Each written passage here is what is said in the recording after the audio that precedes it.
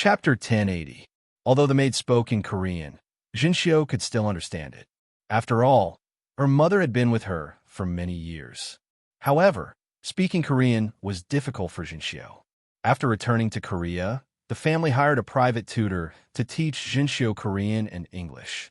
As the future successor of Star Moon Group, it was necessary for her to master English. Moreover, Jinxiu was still young and had a certain foundation. It wouldn't be difficult for her to learn. That was not all. In order to let Jinxiu take over the management of the group as soon as possible, the family specially arranged for the backbone of the various departments to teach management and finance in shifts. After the lessons were finished, the private tutor would be responsible for supervising the homework. For Jinxiu, who had never come into contact with these fields since she was young, it was extremely painful. "Sister Eunyoung, I'm so sleepy. Let me sleep for a while more," Jinxiu said lazily through her nasal voice. She lay on the bed without moving. Maid Eunyoung smiled and said, "Miss Jinxiu, Teacher Vivian said that she hasn't finished yesterday's homework. If she doesn't finish the task today, she'll tell the president. Miss Jinxiu, you know that the president's health has improved a lot because of your return. He can get out of bed and walk a few steps.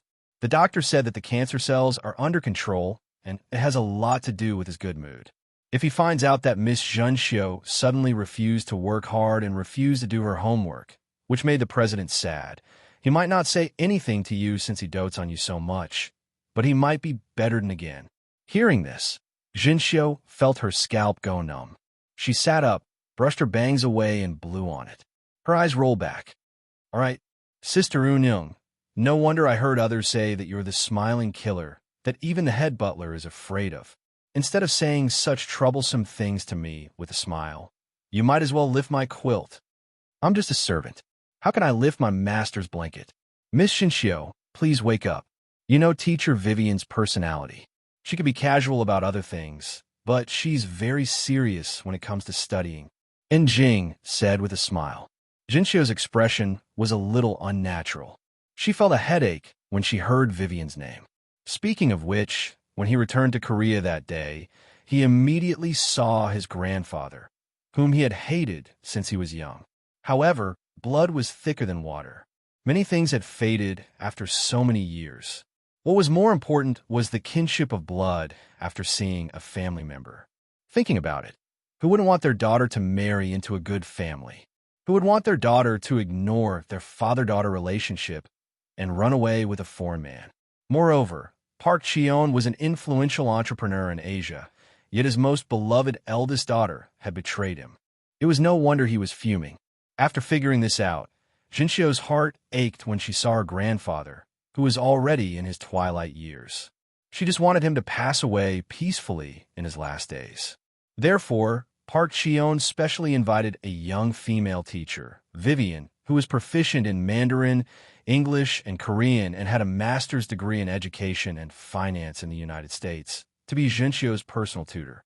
The female teacher recommended by the American professors, Vivian, was indeed outstanding, especially her rigorous and humble attitude, which made Park Cheon feel at ease in allowing Jinxiu to learn from her. More importantly, Vivian was a native of Huaxia. Growing up in Huaxia, she could easily get along with Jinxiu, who also grew up in Huaxia. Initially, Jinxiu liked Vivian very much. However, when the classes started, Jinxiu painfully realized that English, Korean, and management courses were a headache to learn. Vivian was an extremely serious and merciless teacher. As a result, every time Jinxiu saw Vivian, she would feel pressured. Park Cheon specifically told Vivian to let him know if she had any needs. This was equivalent to giving her an imperial sword. Thus, the entire family respected Vivian. In order not to upset the old man, Jinxiu got up weekly and put on a pink round-collar dress that Eunyoung had prepared for her. The Korean style of dressing made Jinxiu look like a pretty girl from a humble family, adding a tinge of cuteness. After washing up, Jinxiu took a deep breath and went downstairs with Eunjong. As the main house of the main house, the entire mansion was occupied by President Park Cheon, while his second son and 3 daughters had their own residences. Now, as the eldest granddaughter, Jinxiu had moved in as well. At this moment, at the dining table downstairs, there was a young woman in a black suit jacket, straight white trousers, and a ponytail. She had an elegant and intellectual temperament, but did not lose any of her freshness. She was drinking coffee while reading the morning newspaper. Hearing the sound of the stairs, the woman raised her head. A gentle smile appeared on her gentle and delicate face. Jinxiu, you slept late again. You have to make up for it tonight, Vivian said in standard Korean. Jinxiu was about to say something in Mandarin when Vivian glared at her. She swallowed her words and sat down while stammering in Korean. Teacher Vivian, can we study a little slower? I'm so sleepy every day. You're not sleepy, you're just trying to slack off. Vivian closed the newspaper and smiled. Hurry up and eat breakfast. After that, we'll review yesterday's English and then look at your management homework. Jinxiu had just taken a sip of the soup and almost spat it out. She subconsciously wanted to wipe her mouth with her hand. Don't wipe. Get a tissue. Vivian immediately glared at Jinxiu. Why is your mouth leaking? You'll be attending many big events in the future. People will look down on your etiquette. Eunyoung saw Jinxiu scrambling to find a tissue and smiled helplessly. She took the tissue from another servant and handed it to her. After wiping her mouth, Jinxiu looked at Vivian with a pitiful face and said in Mandarin, Teacher, we all grew up with Huaxia. Why are you so mean? I don't think you're much older than me. If you keep acting like a strict teacher, you'll age prematurely. Vivian couldn't help but laugh. I'm not mean. I'm just guiding you. If I let my guard down now, I'll embarrass the entire Park family in the future. President Park Cheon and my teacher both think so highly of me. How can I let them down? As for whether I'll age prematurely, you don't have to worry about me. Jinxiu muttered to herself. You look like an angel but act like a devil, Su Jinxiu. Vivian frowned. I can hear you. How many times have I told you not to speak Mandarin? You have to master Korean as soon as possible. All right. Jinxiu bowed her head and drank a few mouthfuls of soup. She then took a few bites of toast and saw that Vivian was reading the newspaper seriously again. She asked curiously, Teacher Vivian, how long did you stay in the United States? About a year. Vivian answered nonchalantly. A year? That's amazing. You learned English so well in just a year. You even have a double master's degree. Jinxiu's eyes were filled with envy. She had spent a lot of effort to get into one of the top universities in the country. Vivian shook her head. I did some postgraduate courses in China, and I was sent there by the government as an exchange student. Besides, I majored in English in China and minored in Korean in university. When I went to the United States, I had a Korean postgraduate student with me, so I just happened to have everything. Besides, I had nothing better to do in the United States. I studied all day long. Even if I didn't want to, I would still be able to do well. That's still amazing. Otherwise, my grandfather wouldn't have asked you to teach me. Jinxiu giggled. Vivian glanced at her and smiled. Keep sucking up to me. You can't be lazy even if you're sucking up to me. Jinxiu's face turned bitter. She didn't expect Vivian to see through her so quickly. Teacher, to be honest, Jinxiu thought of an idea and said seriously, I feel that since you're so pretty, why do you want to be a teacher? Wouldn't it be great if you could find a young and rich man to marry? It's such a waste of your precious youth to be my tutor. A beauty like you would definitely have a group of men chasing after you when you were in Huaxia, right? Vivian smiled faintly. Su Jinxiu, don't waste your time. You might as well memorize words instead of trying to bewitch me. I'll tell you the truth. Teaching you is not only my job, but it's also the assignment given to me by my PhD supervisor. I still have to go back to the United States to study for my PhD after teaching you. Don't drag me down. You still want to study for your PhD? Jinxiu shook her head. Teacher Vivian, please don't.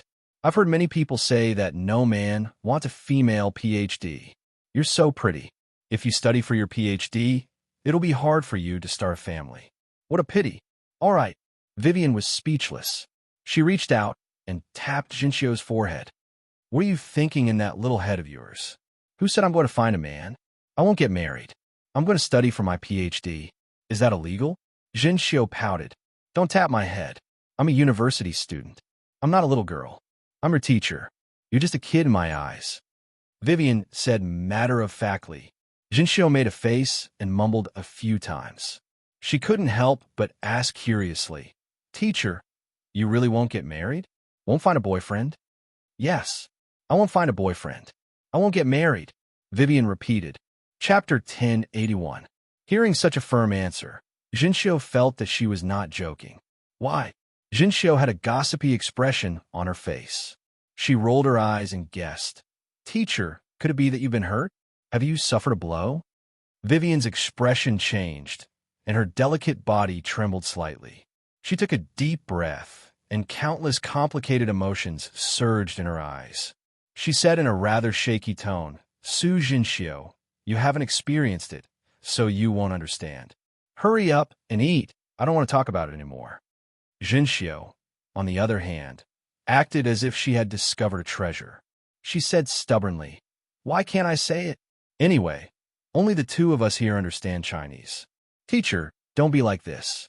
Failure is inevitable when dating. If that guy doesn't want you, then he's blind. If you ask me, you should find a better man next time to step on him." Vivian looked at the girl's indignant expression and laughed bitterly at herself. "How can you be so sure that I'm an innocent victim? Aren't you? Could it be that Teacher dumped a man? That can't be right. If that's the case, why would Teacher be sad?" Jinxiu blinked her eyes in confusion. Vivian sighed softly. "Some things, even if others forgive you, you can't forgive yourself." Jinxiu was even more confused. After thinking for a while, she said, "Teacher, did you do something wrong, so you don't want to hurt others anymore?" Vivian was stunned for a moment. She looked up at the girl, but did not say anything. Jinxiu lifted her spoon and did not care about the soup spilling out. She waved her hand and said, "Sigh, what is this? It's inevitable for people to make mistakes. If I don't drink soup again just because I scalded myself for the first time, then wouldn't I be asking for it?" Seeing Vivian standing there in a daze, Jinxiu did not care. She continued excitedly, "Teacher, you don't know this, but when I was in junior high in Huaxia, I even dropped out of school and became a delinquent. My days were like fighting, racing on motorcycles, pickpocketing on public buses. Anyway, I was terrible." A look of surprise appeared in Vivian's eyes as she looked at the girl in disbelief. "Later on, I was finally arrested by the police. At that time, the police chief's sister told me that I could be forgiven if I did something wrong. As long as I didn't do it repeatedly and try to change myself, everyone would like me again. I didn't believe it at first, but then I met my uncle." "Uncle?" Vivian frowned in confusion. Jinxiu said indifferently. "Anyway, it's Huaxia, a very important person to me. She's evil, playboy, and scoundrel. However, Uncle was really nice to me. He didn't mind that I stole his wallet and phone. Later, he even helped me fight off the bad guys who were looking for me. At that time, I felt that it was okay to do some wrong things. As long as I turned over a new leaf and was worthy of those who treated me well, everything would be fine. Why do you always think so lowly of yourself? People should always think more about their own happiness." Vivian looked at Jinxiu for a long time before she smiled. "You have such a good attitude. I'm not as open-minded as you, but I'll work hard in the future. Teacher, you must still have someone in your heart, right?" Jinxiu leaned forward and pursed her lips. "Otherwise, your mood wouldn't have changed so much just mentioning it." Vivian didn't say anything. She only lowered her head and chuckled. "You're not saying anything again." Jinxiu was bored. "Forget it. I'm going to eat breakfast." Vivian let out a sigh of relief as she watched Jinxiu start to eat. However, her eyes were filled with thoughts.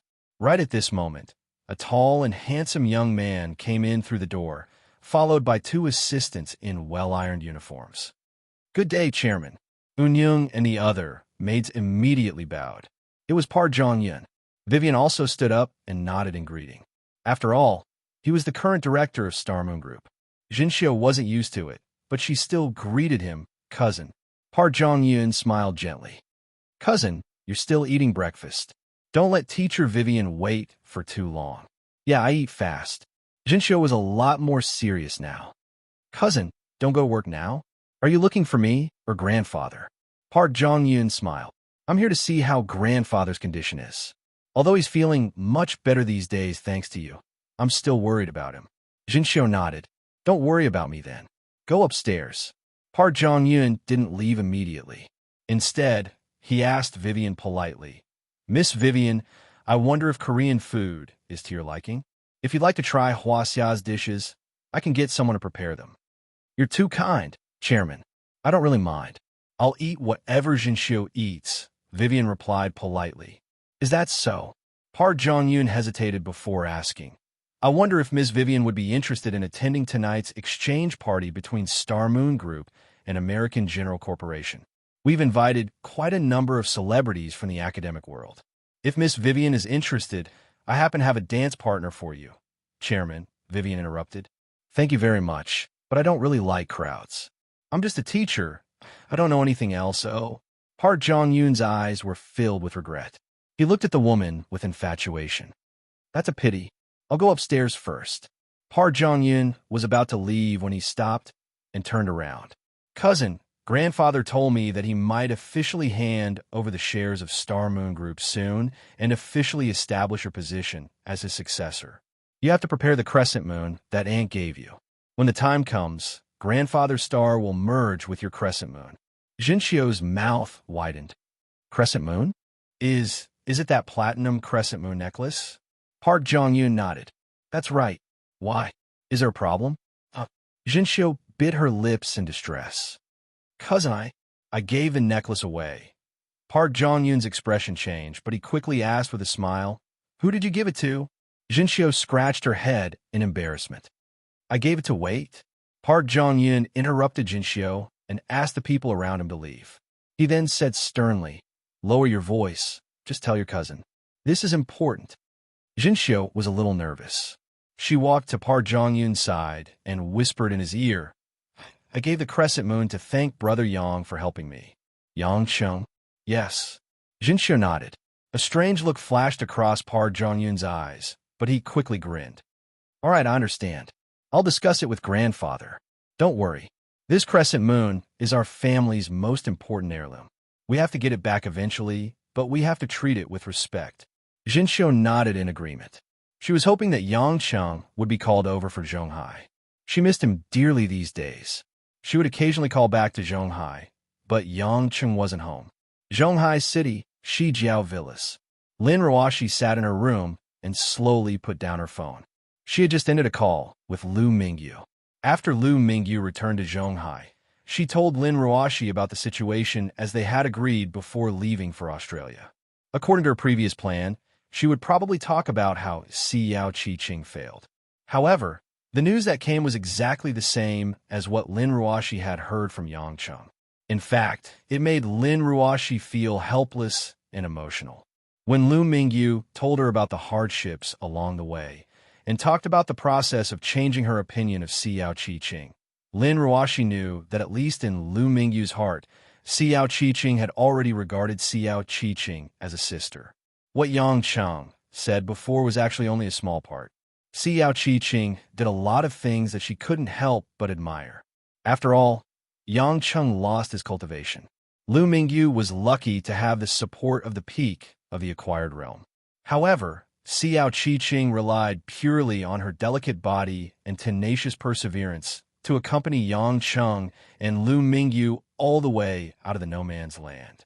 Not only did she not drag them down, but she also sacrificed herself to save Yang Chung and Lu Mingyu. Lin Ruoshi didn't know what kind of state of mind she was in at the moment. She felt wronged, but she also felt that there was nothing to be wronged about. Instead, she felt a little guilty. More than that, she felt helpless and bitter. If the person who accompanied the man at that time was herself, she wouldn't have so many troubles. But why did God always make fun of her? When she was thinking about these things, there was a knock on the door. Mother Wang's voice came from outside. Miss, come downstairs quickly. We have something to discuss as a family. Chapter 1082. Lin Ruoshi quickly wiped the tears from the corner of her eyes and replied, I'll be right down. It wasn't difficult for Lin Ruoshi to adjust her emotions, so she quickly went downstairs. In the living room, where Xiuehua was discussing something with Yang Chung. When she saw Lin Ruoshi, she waved her hand and said, Ruoshi, come here quickly. Jinxio's cousin called just now in Korea. Jinxio's cousin? Park Jong-yin? Lin Ruoshi asked nervously. Did something happen to Jinxio? No, Jinxio is fine. What can happen to her? She just called us 2 days ago to tell us that she's studying hard. Guo Shuahua smiled and said, she said that Jinxio left an important token in Zhonghai and gave it to Yang Cheng. She invited us to Korea to bring it over. Yang Cheng took out the crescent pendant that he had just taken down from upstairs and opened his palm. This is it. He said that it's very important to Star Moon Group. Jinxio didn't know about it and gave it to me as a souvenir. This time, she asked us to go to Korea to thank us for taking care of Jinxio and to entertain us for a few days. She also asked us to bring it back to Jinxio. Lin Ruoshi remembered seeing the pendant before. She asked, are you going to send it over immediately? Is it urgent? I'm just asking you to tell me your thoughts. Guo Shuahua said, Jinxio's cousin said that there will be an important ceremony in the Park family on the 11th of November. It's best if we can send it over at the beginning of November. We don't have to go immediately. I don't think it's appropriate for us to go as a family. Why don't you and your wife go together? It's almost the end of the year. Take advantage of the fact that it's not the busiest time to relax. You haven't even had a honeymoon before, have you? Lin Ruoshi turned to look at Yang Chun, only to see him raising his eyebrows and smiling with a face full of anticipation. Lin Ruoshi blushed. She could easily guess what Yang Chun was thinking. However, whether it was to visit Jinxio or go to Seoul, she was very interested. After all, she had watched so many Korean dramas, but she had never gone to Korea to experience it personally. Moreover, after the incident with Xiao Qi-ching, Lin Ruoshi was not at ease to let Yang Chun go out for a long time. Who knew if he would bring back another woman who was hard to reject? Who could she cry to? Then let's go at the end of the month. I'll handle the work on hand and help Lan Lan with the kindergarten. There's still almost a month until the 11th of November anyway. Yang Ching naturally had no objections. In fact, he also planned to wait for Xiao Qi-ching to recover in 2 days before confirming the cauldron and starting the alchemy. Although his cultivation had improved, it was still far from enough. Therefore, he could not slack off on strengthening his and his women's cultivation. Seoul, South Korea, inside the Park family's mansion, in the study room of President Park Cheon. Sunlight shone in through the transparent glass window, scattering a pale glow. The mottled floral carpet set off the elegant and luxurious furnishings of the room. Elder Park Cheon sat on a large, comfortable leather chair, dressed in thick black pajamas with a fur collar. Beneath his head of silver hair was a pair of narrowed eyes that glowed brilliantly, making it impossible to see through the old man's emotions. Behind the old man stood 2 people. On the right stood a man in a suit and leather shoes with a square face and gold-rimmed glasses. He wore a smile on his face. The other young man was handsome and well-built. He wore a tight-fitting white short-sleeved shirt that revealed the perfect curve of his muscles. In one of the young man's large hands were 3 steel balls the size of eggs. What made people feel cold was that the young man's eyes seemed to be lifeless. His face was lifeless, without the slightest expression. Apart from that, 2 men and a woman stood in front of Park Cheon's desk. The woman looked to be in her 40s. Her face was a little unbalanced, a result of excessive plastic surgery. Her nose was slightly crooked and a pearl necklace hung in front of her chest. She wore eyeshadow and had an irrepressible seductiveness in her eyes. The middle-aged man looked simple and honest. He was short and wore a well-ironed suit with his head lowered. The other young man was Jinxio's cousin, Park Jong-yin. Father, your complexion looks much better. Looks like the American doctor you hired is really skilled. The middle-aged woman smiled flatteringly. Park Cheon let out a snort of laughter. It's all thanks to Jinxio. Seeing her reminded me of seeing her mother back then. My heart was filled with joy, and my condition improved a little. Father, you're so biased. It's been so many years, but you still love Big Sis. The woman said coquettishly. Park Cheon glanced at her. Ji-yun, when your sister was still around, she always gave in to you and your brother. She loves you and you, so it's only natural that I love her more. Park Ji-yun quickly smiled. Father, I understand. I was just joking. I like Shinshio a lot too. She's quite shy and blushes when she calls me Ani. Is that so? Then you have to take care of her. Park Chio nodded. I've asked all of you here today because I have something important to tell you. The three of them perked up and listened attentively. Park Cheon turned to Park Jong-yun and asked, Jong-yun, did you manage to invite General Lin and his family in Zhonghai? It's done, grandfather. Park Jong-yun replied respectfully. All right, I'm not worried about you. During your time as a director in the company, I've gained a better understanding of your capabilities. I've decided that after November 11th, I'll give you a bigger stage to showcase your talents, Park Cheon said. Park Jong-yun was overjoyed. He raised his head and looked at Park Cheon expectantly. Park Cheon pursed his lips into a smile. I've decided to send you to Germany in a month's time as the CEO of the Star Moon Group's European division. As soon as he finished his sentence, Park Jong-yun's smile froze. It slowly turned into a trace of shock before returning to normal. However, his hands were clenched into tight fists. Park Ji-yun's eyes flashed with a hint of mockery. Anyone who knew the Star Moon Group was well aware that although the CEO of the European division was a bigger stage and more room to showcase his talents, it was equivalent to being a local tyrant. This meant that he could only stay in Europe for the rest of his life. He could either retire or stay far away from the core of the headquarters. Park Cheon's transfer seemed to be a reward for Park Jong-yun, but in reality, it was a way for Park Jong-yun to correct his position. Yes, thank you, grandfather. Park Jong-yun bowed his head. The old man ignored Park Jong-yun and turned to the middle-aged man. Ho-myung, you've been the deputy director of the group for many years. After Jong-yun leaves, you'll replace him as the director. When I hand over the chairman's position to Jinshio, you'll have to assist her well. As a son-in-law with a different surname, Yu Ho-myung was extremely grateful to receive such treatment. Yu Ho-myung knelt on the ground in excitement. Thank you, father. Park Ji-yun glanced at her husband, who was sprawled on the ground. A trace of disdain flashed across her eyes. Ji-yun. Park Cheon turned to his third daughter. You'll continue to be the head of the finance department. However, you'll also be the deputy director to help Ho-myung with some of his work. Park Ji-yun nodded with a respectful smile. After that, Park Cheon waved his hand. Jong-yun and Ho-myung can leave. Ji-yun, you stay. I have something to say to you. Park Jong-yun and Yu Ho-myung dared not delay and left the room immediately. Park Ji-yun looked at her father hopefully. Father, you're really smart. I knew that kid was up to no good. It's good that you sent him to Europe. Park Ji-yun complimented. Park Cheon sighed. Jong-yun is a sensible child. You don't have to say anything more. Your brother has adopted Jong-yun as his son, and he's been managing the branch in the United States all these years. I feel a little guilty about it. That's why I arranged for Jong-yun to be the president of the European branch. It's a form of repayment to the father and son. Park Ji-yun was inwardly disdainful, but her face was full of approval.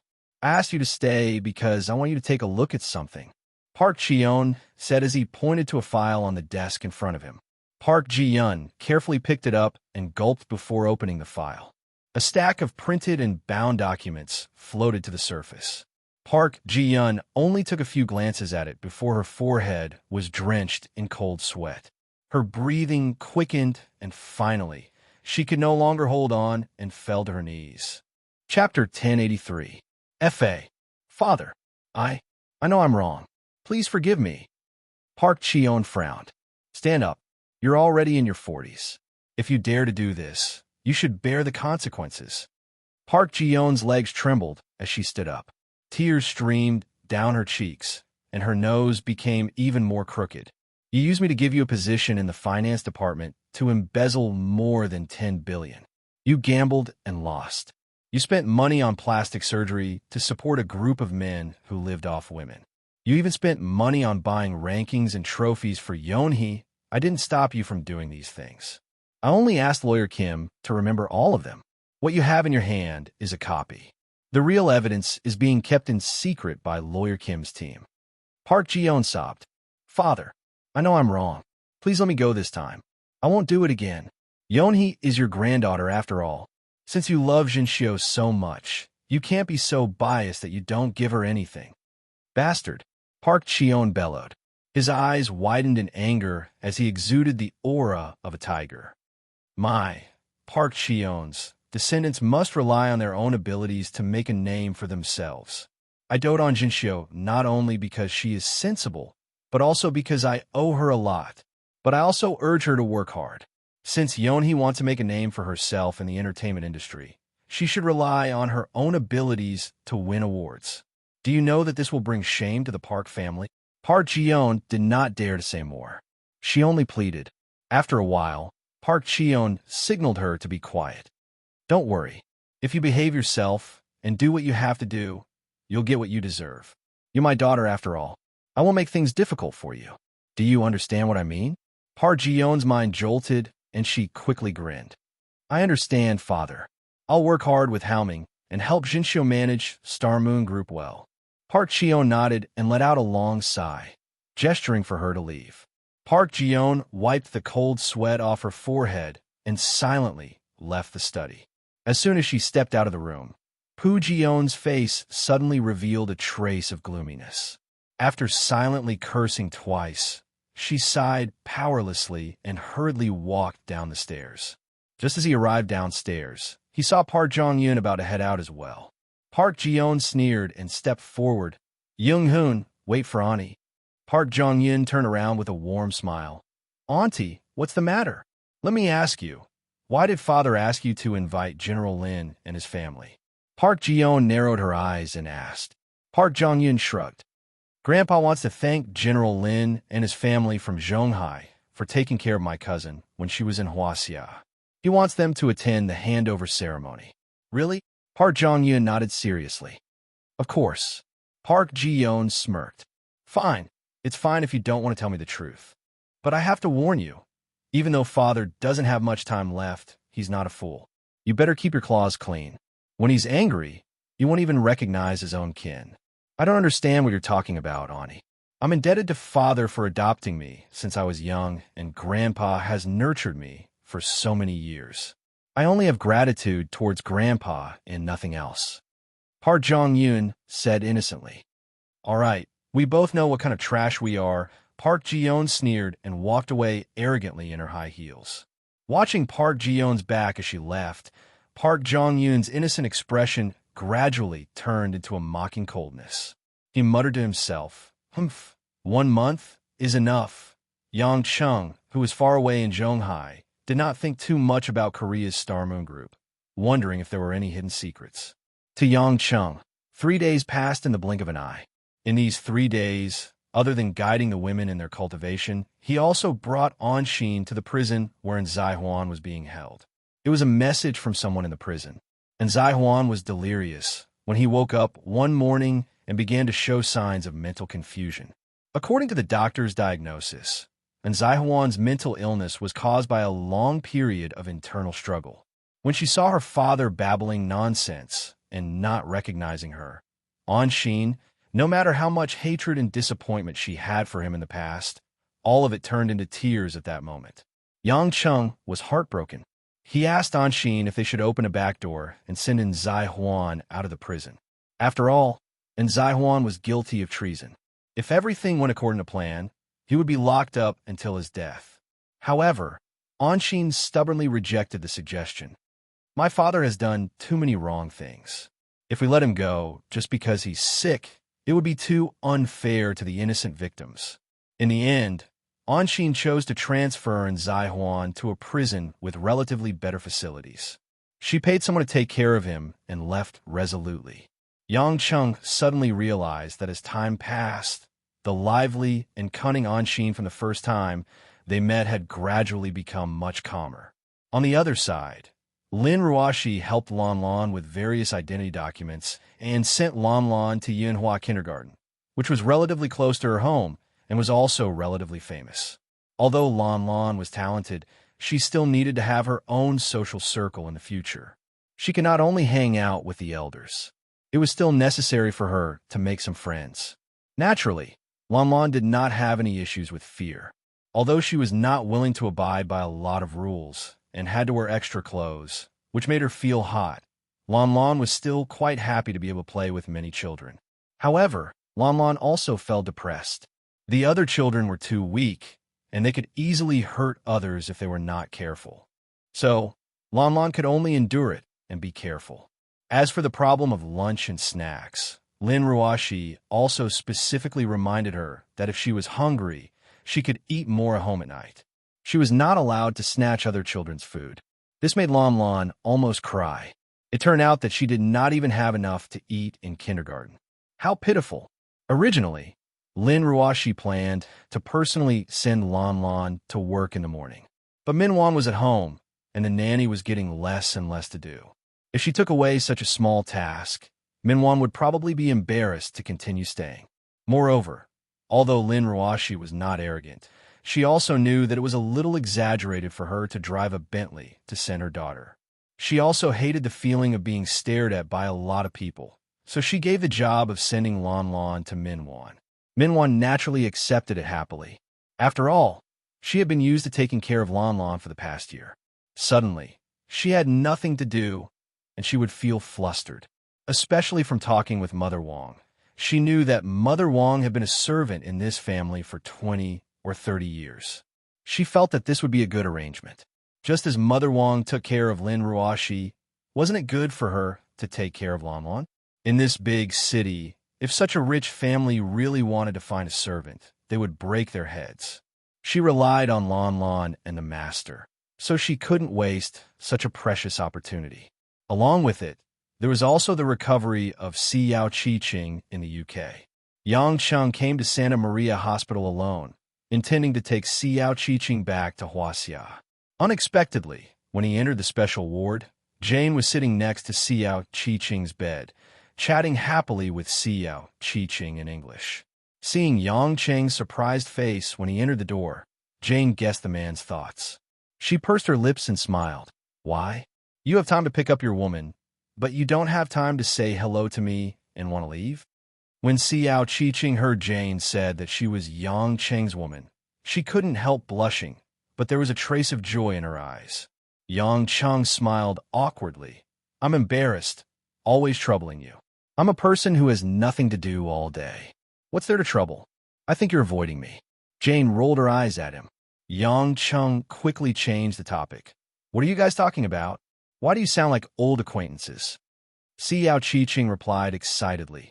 We're talking about computers. Jane is amazing. She's so good at medicine and knows so much about computers that I can't even wrap my head around. I was just asking her for advice. Yang Cheng said proudly. Of course, Jane is an all-rounder.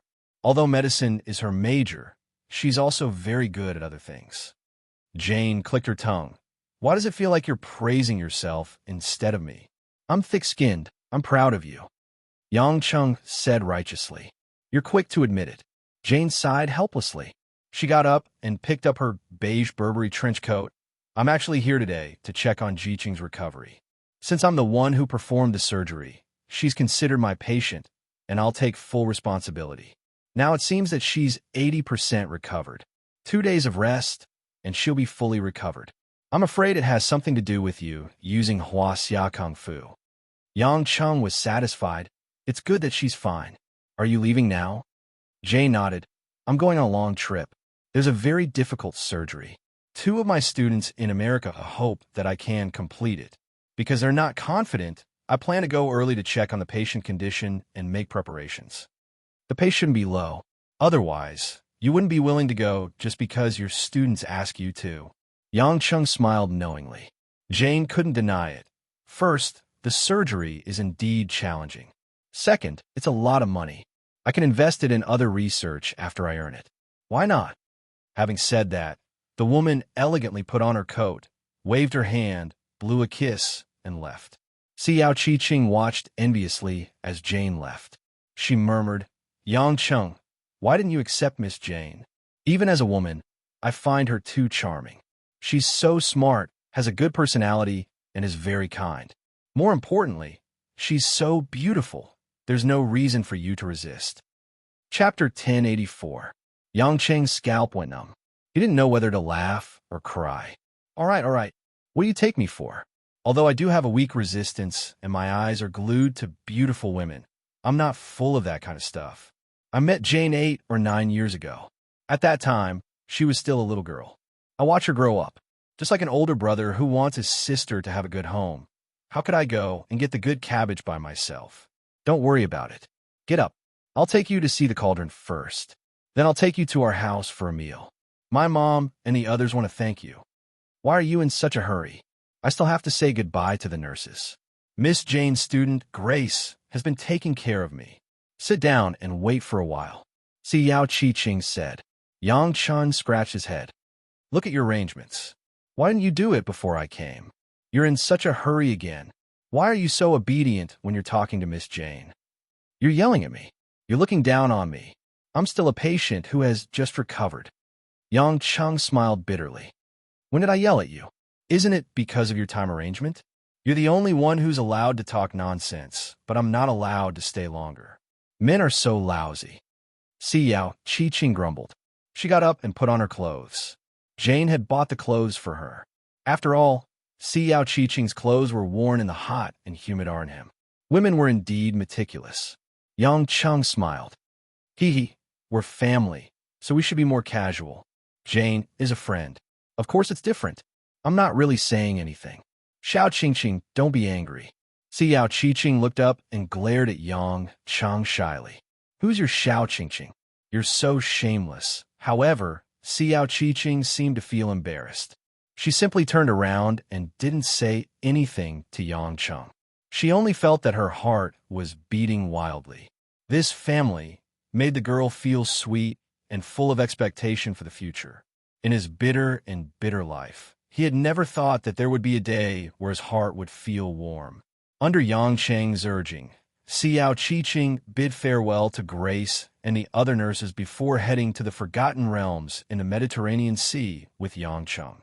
Si Yao Chi-Ching came to this place where the sun was still shining brightly in late autumn. She looked at the azure ocean with great reluctance, but she was still dragged into the huge castle on the cliff by Yang Chung. Along the way, Yang Chung deliberately slowed down his flying speed and told Si Yao Chi-Ching about his identity and background. This was also a form of recognition for Si Yao Chi-Ching. Si Yao Chi-Ching didn't pay much attention to the horrifying background that others would be shocked to hear. After all, she was born in an ancient family. However, she felt that it was strange that Yang Chung had so many female confidants. However, when she thought that she was also one of them, Si Yao Chi-Ching didn't have anything to say. They went all the way to the basement of the castle. This basement was built inside the mountain, and the walls were sealed with huge stones, making it dry and comfortable. The entire space was as wide as half a football field. Apart from some precious sculptures placed in the corners, there was a huge bronze cauldron placed in the center. You're talking about a cauldron? Si Yao Chi-Ching looked at the huge lump that wasn't even as tall as a person and was a little confused. Yang Chung was full of expectation. How is it? Can you see anything?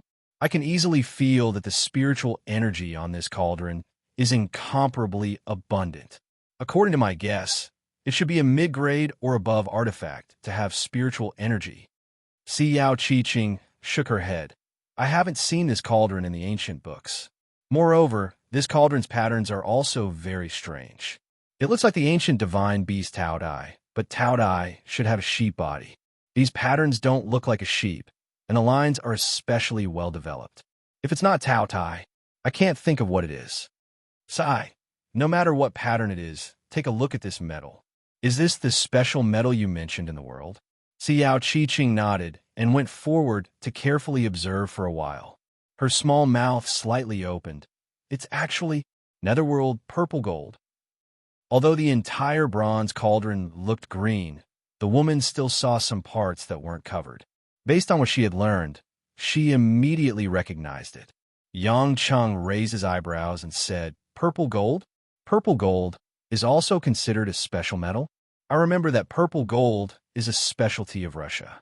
Although it's expensive, it's not that special. What are you thinking about? This is netherworld purple gold. How can it be the same as ordinary purple gold? Legend has it that this kind of purple gold was formed from the bones of some ancient ferocious beasts after they died. However, that is also a legend. As for how it came about, no one knows. However, What can be confirmed is that this is considered the rarest spiritual material. I have only seen a small token made of purple gold in the Xiao family. It's very rare. You actually found such a big netherworld purple gold cauldron. If Hong Meng and the ancient families in the Dreamland knew about this, they would definitely go crazy. Yang Chung laughed. So you're saying that using this cauldron to refine pills won't be a problem? Of course it won't be a problem. Although I've never heard of a cauldron made of netherworld purple gold, netherworld purple gold definitely won't be afraid of samadhi true fire. Xiao Qiqing said. Yang Chung suddenly stared blankly and asked curiously, since these metals can even resist samadhi true fire, then what's the deal with forging it? Xiao Qiqing shook her head. First of all, I've never seen anyone forge it. However, I'm guessing that it's not that these metals really can't be melted. It's just that they can be forged selectively. Just like forging some artifacts, those metals won't immediately melt. It's all through the use of divine sense to break down the insides of the metals before they can gradually change shape. Like these special metals, they must be tempered for a longer period of time and then broken down before they can be forged. However, it's not like you want to destroy this cauldron. What's the point of thinking about that? Yang Chung didn't delve too deeply into it. He impatiently took out the spiritual herbs he had gathered and placed them by the side of the cauldron. Rubbing his hands, he said, "Since you're here, why don't you help me organize the useful formulas and place the herbs properly? We'll go back, and tomorrow I'll come back to refine pills according to the method of refining pills." Xiao Qiqing nervously whispered, "Are we really going to eat at your house today? What, you don't want to go?" Yang Chung was puzzled. Xiao Qiqing bit her lips. "Can we go in 2 days? I'm not ready yet." Yang Chung suddenly understood. It seemed that this woman wasn't used to the change in her identity. He laughed in spite of himself and said, "You're also shy? Haha, of course you can. Then I'll tell my family that we'll have a meal together in 2 days. My mother is still thinking of thanking you, so you can't escape." Xiao Qiqing let out a breath of relief. "Then I'll help you formulate the formulas. These herbs are enough to refine more than 10 batches of pills. The premise is that you're able to succeed." Because the Xiao family was proficient in alchemy, Xiao Qiqing was quite familiar with all kinds of low-grade to middle-grade pills. As for some high-grade and top-grade pills, according to Xiao Qiqing, without some special heavenly treasures, it was impossible to refine them. Thus, she could only give up for the time being. An hour later, Yang Chung finished making a call to his family. Xiao Qiqing had already distributed the herbs from the dozen stalls. They were respectively refining the low-grade spirit pivot pill, the red dew pill, and the Bodhi pill that Yang Chung already had. As for the middle-grade dragon cloud pill and the 8 extreme pill, according to Xiao Qiqing, it was best to first refine the spirit pivot pill, which was the most economical.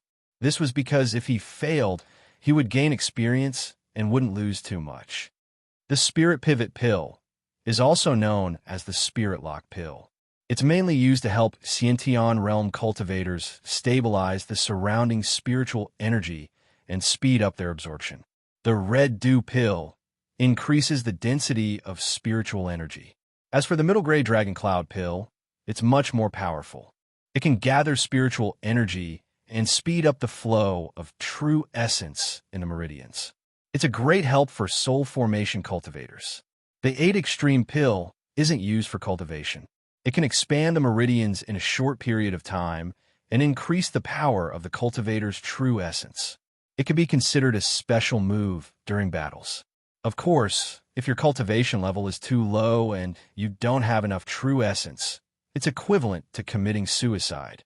After hearing Xiao Qiqing's explanation, Yang Chung finally realized that elixirs weren't only used for cultivation. He couldn't help but look forward to making more special elixirs in the future. It was a pity that these pills were only useful for women's cultivation and had no effect on his own tribulation stage cultivation. Since he didn't have to rush back to Zhonghai, Yang Chung asked Xiao Qiqing to accompany him to start his first elixir making in the basement. This way, he could ask her if he didn't understand anything. Chapter 1085.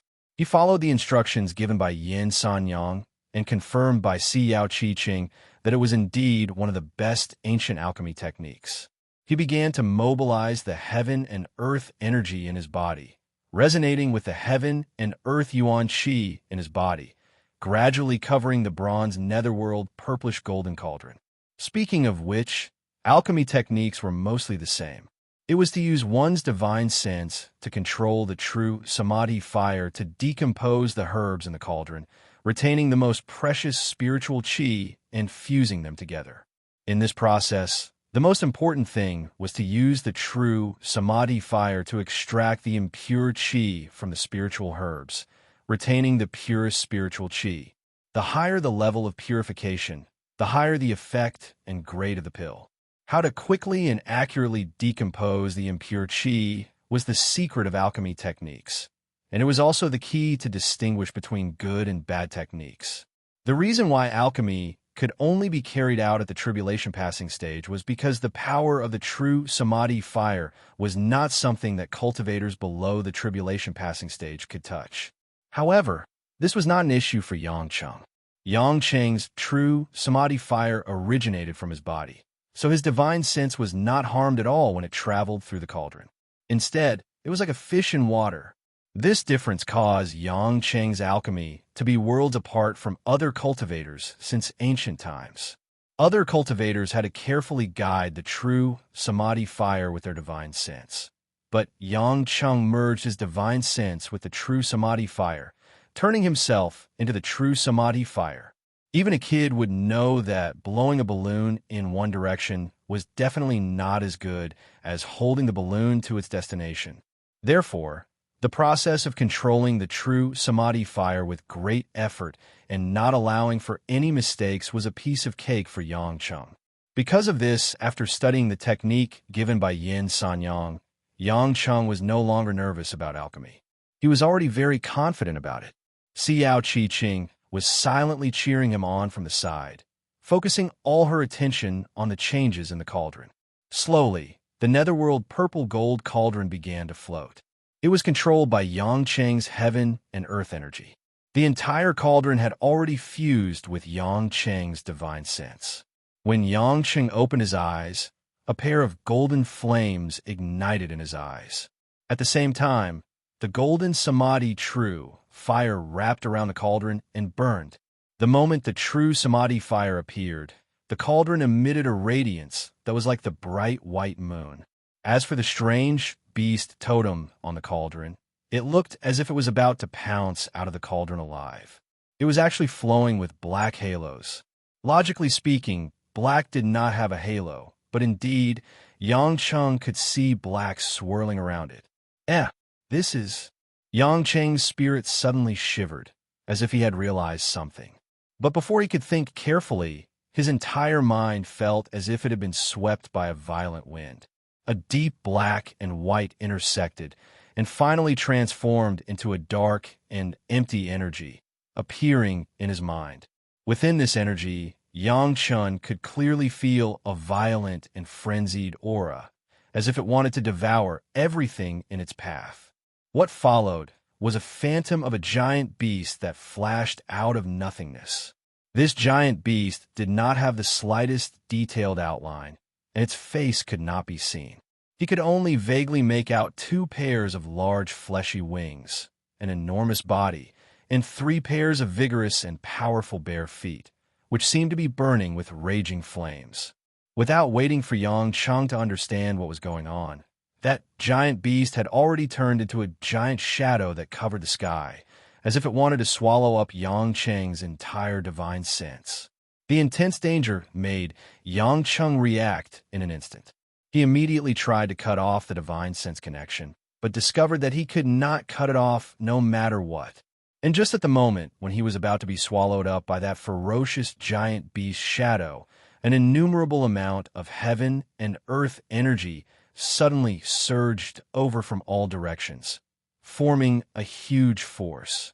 Within Yang Cheng's meridians, there was also an innumerable amount of heaven and earth energy forming an impenetrable defense, completely not giving this giant beast any chance to take advantage of. That giant beast seemed to be extremely afraid of the heaven and earth energy, and in an instant, it retreated dejectedly and turned into a ball of dark gray energy, submerging into Yang Cheng's dantian. After a long time, Yang Cheng then opened his eyes in a daze and could clearly feel that he had already broken out in cold sweat. He was still in the castle's basement, but what made Yang Cheng shocked was that the netherworld purple-gold cauldron in front of him had already disappeared. Jiqing, Yang Cheng remembered that there was someone beside him and hurriedly turned his head, only to see Xiao Qiqing looking at him in shock. Her pair of watery eyes were wide open, as if she had seen a ghost. Phew! Fortunately, you're fine. Yang Cheng heaved a sigh of relief and frowned. What did you see? Where's this cauldron? Xiao Qiqing swallowed her throat and took a few deep breaths to calm herself down, but her face was still a little pale, as if she had been quite frightened. That cauldron! I'm afraid it's not the netherworld purple-gold cauldron. Yang Cheng was stunned. What do you mean? This cauldron has been burned by the Samadhi true fire, and after the layer of bronze on the outside evaporated, the true body inside is not the netherworld purple-gold. I also misjudged it before. I have no idea what material this cauldron is made of. In my memory, there isn't any special metal that I can't distinguish its color. However, it should be much more precious than the netherworld purple-gold. If I'm not wrong, it should be an unknown ancient immortal artifact. Immortal? Immortal weapon? Yang Cheng was stunned. Wasn't that the strongest magic weapon? He hurriedly asked, How did you know? Xiao Qiqing's voice was still trembling. Do you know the biggest difference between immortal weapons and other magic weapons? Yang Cheng shook his head. How would I know? Xiao Qiqing nodded and explained. The reason why immortal weapons are special is because only magic weapons that are sealed or forged by refining ancient beasts can become immortal weapons. And the stronger the beast, the harder it is to be refined. So if it succeeds, it will be even more powerful. It is said that among the beasts, there are different levels such as fierce beasts and divine beasts, but that is too far away.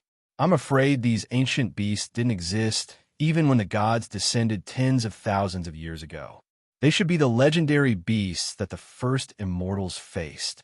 In Yang Cheng's mind, the strange beast that appeared in his divine sense appeared, and his whole body quivered, immediately believing 70% to 80%. Xiao Qiqing said again, There's another special thing about immortal weapons, and that is immortal weapons can fuse with their master. Moreover, immortal weapons can only be used when they recognize their master. If the master doesn't die, even if the immortal weapon is taken away by others, it can't be used. And after an immortal weapon recognizes its master, it is different from other magic weapons. It can be integrated into the master's Niwen palace and cultivate together with the master. In other words, if the master is stronger, the immortal weapon is more likely to be stronger. If the master's cultivation is stagnant, then the immortal weapon can only stay stagnant. Yang Cheng's eyes lit up, and he immediately checked his dantian. As expected, Yang Cheng suddenly saw that in the sea of qi in his dantian, the miniature version of the cauldron was shining with an unpredictable gray light, as if it was wrapped in a layer of fog.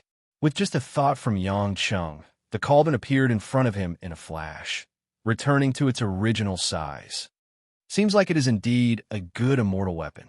I saw that you seemed to have transformed into a ferocious ghost just now, and your body was surrounded by a ferocious beast, and there was a strange roar.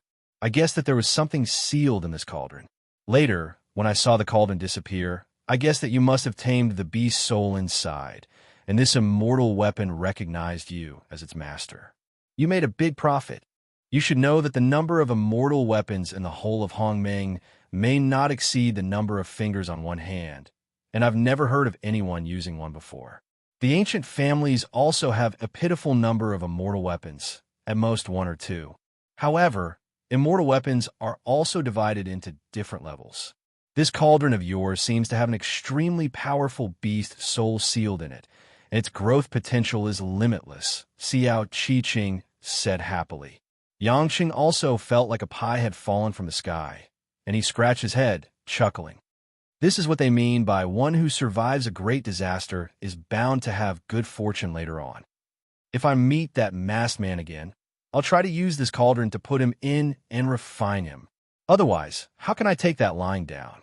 Xiao Qiqing rolled her eyes at him, but she didn't feel much about Yang Cheng's cruel idea of using people to refine pills.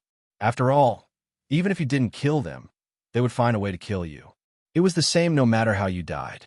The cruelty and cold-bloodedness between cultivators was much more sinister than the warmth and coldness of human relationships in the secular world. Even her own father could use her as a drug-testing tool. Xiao Qiqing had long seen through the moral bottom line in the eyes of many ordinary people. Moreover, because she had seen it many times since she was young, and now that she had something to rely on, she would be especially worried if Yang Cheng was lenient. Hey, Xiao Qingqing, then what do you think I should call this cauldron? I don't even know that guy, and I can't see what he looks like, Yang Cheng asked as he touched the cauldron. Xiao Qiqing rolled her eyes. It's fine if you don't know. After all, beast souls aren't humans, and their intelligence is limited. You can name it whatever you want. Yang Cheng rubbed his chin. How about invincible super shining in the universe sweeps the world, shakes the Hongming universe, stabilizing giant cauldron? That won't do. It doesn't rhyme. Xiao Qiqing was about to faint. Stop talking nonsense. Hurry up and refine the pill. You have to raise your cultivation level after taking the immortal equipment. Otherwise, it would just be a wedding dress for someone else. You have to understand the principle of having a jade ring is a crime. Yang Cheng couldn't help but laugh. You really are like a teacher who is supervising my cultivation. All right, then step back a little so that you won't be scared again. In the end, Yang Cheng couldn't think of how to address this brother cauldron, so he could only obediently start the first batch of pills. Chapter 1086. Due to the immortal cauldron recognizing its master, it was connected to Yang Cheng's mind. The Samadhi True Fire's operation inside was exceptionally smooth, and it smoothly removed all kinds of impurities and turbid qi without any effort. Originally, he thought that it would be difficult to refine pills according to the method for the first time. But not only did Yang Cheng not feel that it was difficult, he felt that many places could be strengthened and modified according to his control over the Samadhi True Fire. After this change, not only would he be able to refine better pills, his speed would also be more than 3 times faster. Of course, this kind of special tailor-made pill refining method could not be learned by others. Xiao Qiqing, who was watching from afar, had her mouth wide open in shock.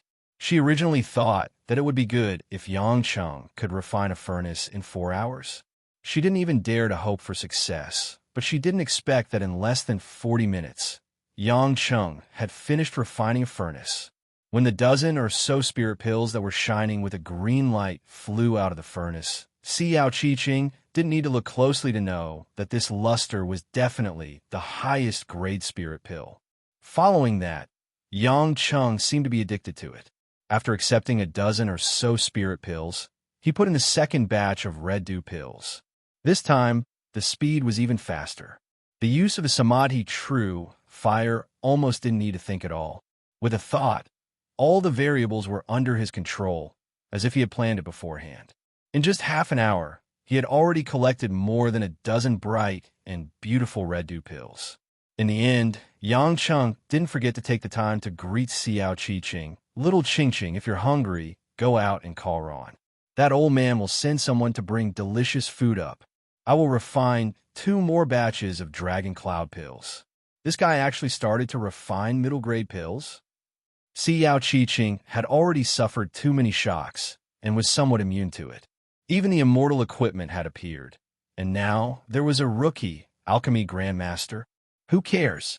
Wasn't he still the man she liked? After more than 2 hours, Yang Cheng had put dozens of low-grade and medium-grade elixirs in his mustard sumaru ring. After refining all the remaining materials, there would be nearly 200 elixirs.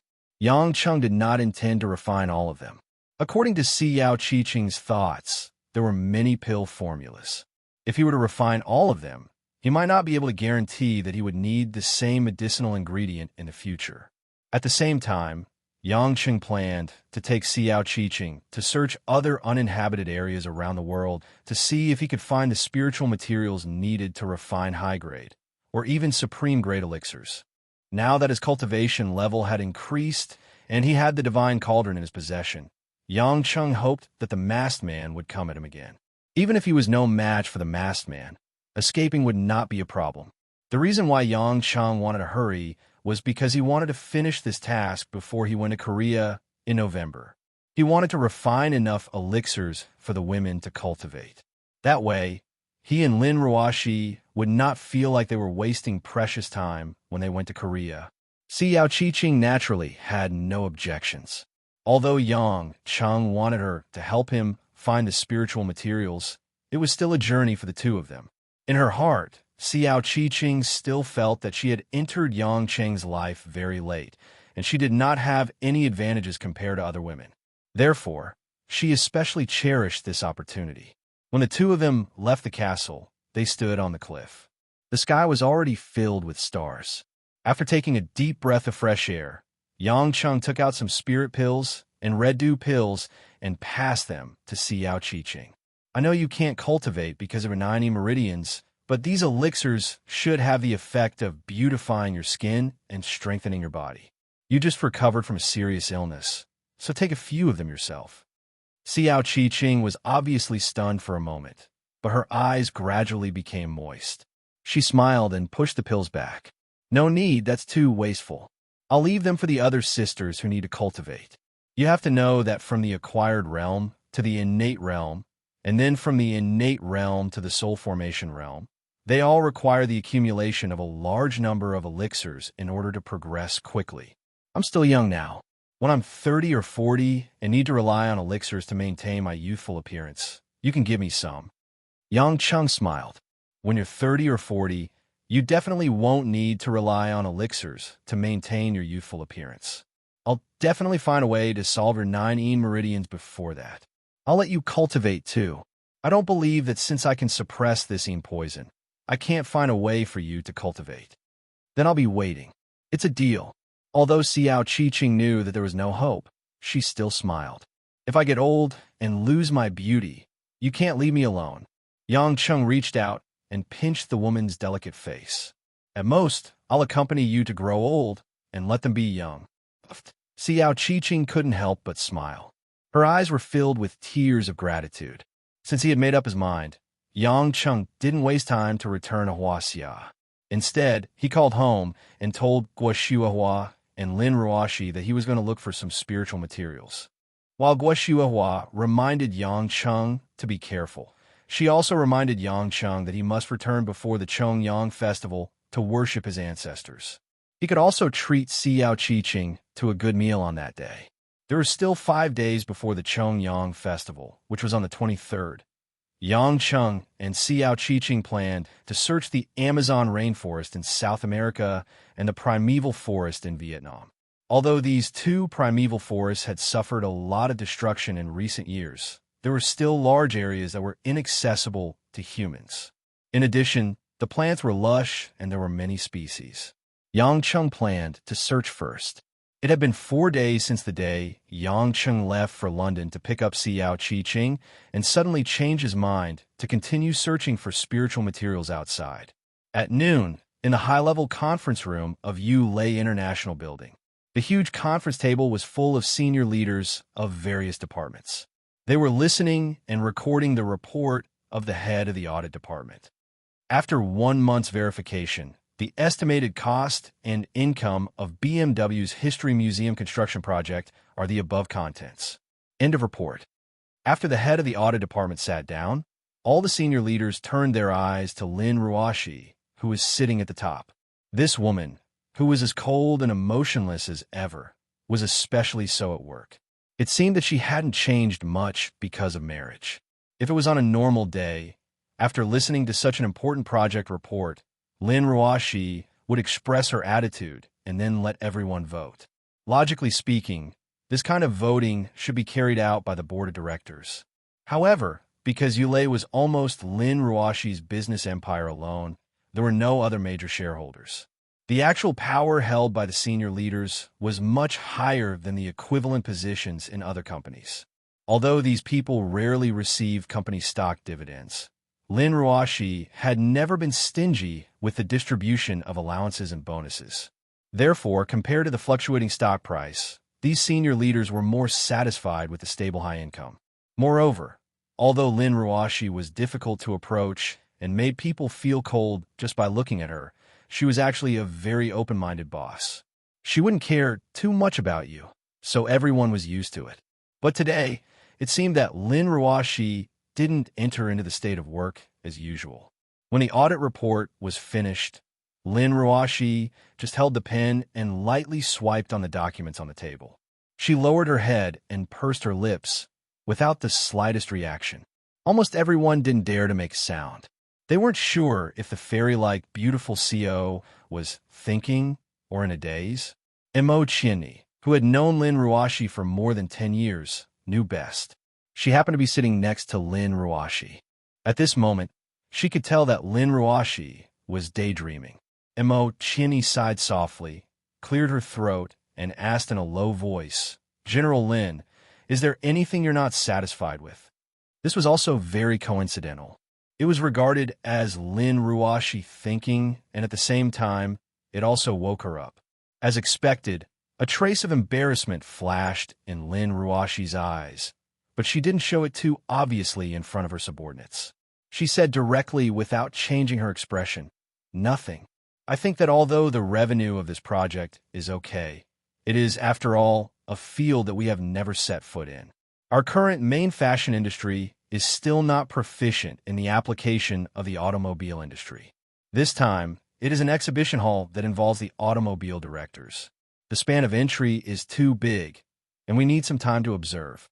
The above is my opinion, but since the probability of loss is not high, it mainly depends on everyone's opinion. I announce that we can vote. Those who agree that we cooperate with the Lee Group and BMW on this project, raise your hand." Everyone looked at each other. Although Lin Ruoshi said that she wanted to listen to everyone's opinion, this group of people were not stupid. Obviously, Lin Ruoshi was not willing to cooperate with the Lee Group and BMW on this project, although they didn't understand why Lin Ruoshi would object. After all, from the budget alone, the revenue was indeed considerable. But Lin Ruoshi would never make a mistake on an important decision. Hence, everyone chose to remain silent and not raise their hands. A trace of understanding flashed in Mo Chinni's eyes, and she exchanged a look with Lu Mingyu opposite her. Both of them sensed that this was probably due to Lin Ruoshi's personal reasons. Although they didn't know much about Li Jianhe, it was obvious that Yang Cheng hated this person. Lin Ruoshi did this mostly because she was afraid that Yang Cheng would misunderstand. After all, if they were to cooperate on this project, the investment would be huge. Since they had a working relationship with Li Jianhe, it was inevitable that they would bump into each other frequently.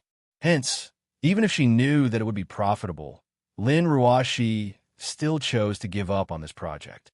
What they didn't know was that Yang Cheng's rage for Li Jianhe in Lin Ruoshi's office had made Lin Ruoshi not dare to touch this sensitive nerve again. After the meeting ended, everyone left the room. In the end, Mo Chinni did not follow them. Instead, she picked up her tablet and leaned towards Lin Ruoshi with a smile. "Ruoshi, you were in a daze earlier. I'm sure you weren't thinking about this project, right?" Lin Ruoshi knew that she couldn't hide it from her best friend, so she weakly raised her brows. "Didn't you already know? Thinking about him?" Mo Chinni smiled. "It's not like it's your first time on a long trip. Do you have to be so distracted at work? You're becoming less and less like the Lin Ruoshi I know.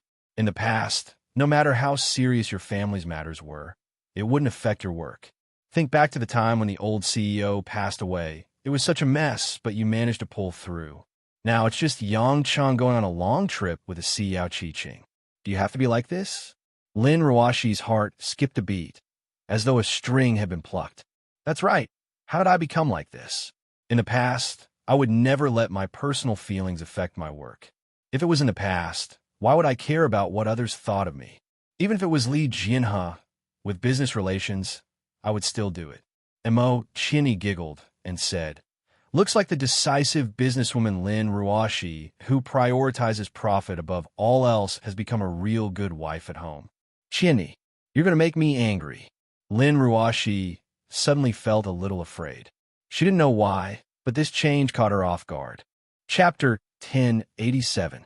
Mo Chinny didn't expect Lin Ruashi to have such a strong reaction. She smiled gently and said, Okay, I won't talk about it anymore. You must have your own thoughts, too. Let's go downstairs for a cup of coffee and some desserts. I think you're just as lazy as me, right? The two girls' immunity to desserts had always been relatively low. Although Lin Ruashi loved eating glutinous rice balls the most, she was also far more fond of other cakes than rice. Usually, she was too embarrassed to go to the cafe under the building to eat desserts alone, but with Mo Chinny accompanying her, things were different. Lin Ruashi looked at the time. There was still more than 2 hours before the afternoon meeting would begin. She pursed her lips and nodded with her eyes glowing. Then wait for me. I'll go downstairs with you after I put the things down. Speaking of which, ever since Yang Cheng was caught in the middle, the relationship between the two had been in a delicate state. Perhaps it was because Yang Cheng had been going out these days that their relationship seemed to be recovering. At the same time, in the villa in the western suburbs, Guo Xiuhua looked at the date. Tomorrow was the Double Ninth Festival. If she was in Beijing, she would have to go to the Yang family's ancestral hall to worship the ancestors. However, she didn't know when Yang Cheng would come back, so there was no need for her to rush over. Thus, she decided to cook some traditional food at home to worship the ancestors. Although many young people didn't care much about this custom, Guo Xiuhua knew that this kind of respect for the elders was still very important to the children. A family must have rules after all, especially now that there was Lan Lan in the family. She also hoped that her granddaughter could have a good education. Remembering that Lin Ruashi's grandmother and mother's graves were in Zhonghai, Guo Xiuhua had never been there. Therefore, she decided to bring Lin Ruashi to visit their graves. It could also be considered as a closer relationship between the mother-in-law and daughter-in-law. Guo Xiuhua made up her mind and said to Mother Wang, who was chatting with Min Wan, Yulan, I'm going to look for Ruashi. If she's free, I'll go with her to sweep the tombs of her in-laws. I'll also go and buy the groceries for tomorrow's Double Ninth Festival. Even if Yang Cheng doesn't come back today, he'll be back tomorrow. At that time, it won't be appropriate if we don't have two big eaters. Mother Wang thought to herself that Guo Xiuhua was really thoughtful. She even thought of visiting graves on the Chongyang festival. Although there was such a rule, in many areas in the south, people only visited on the Qingming festival.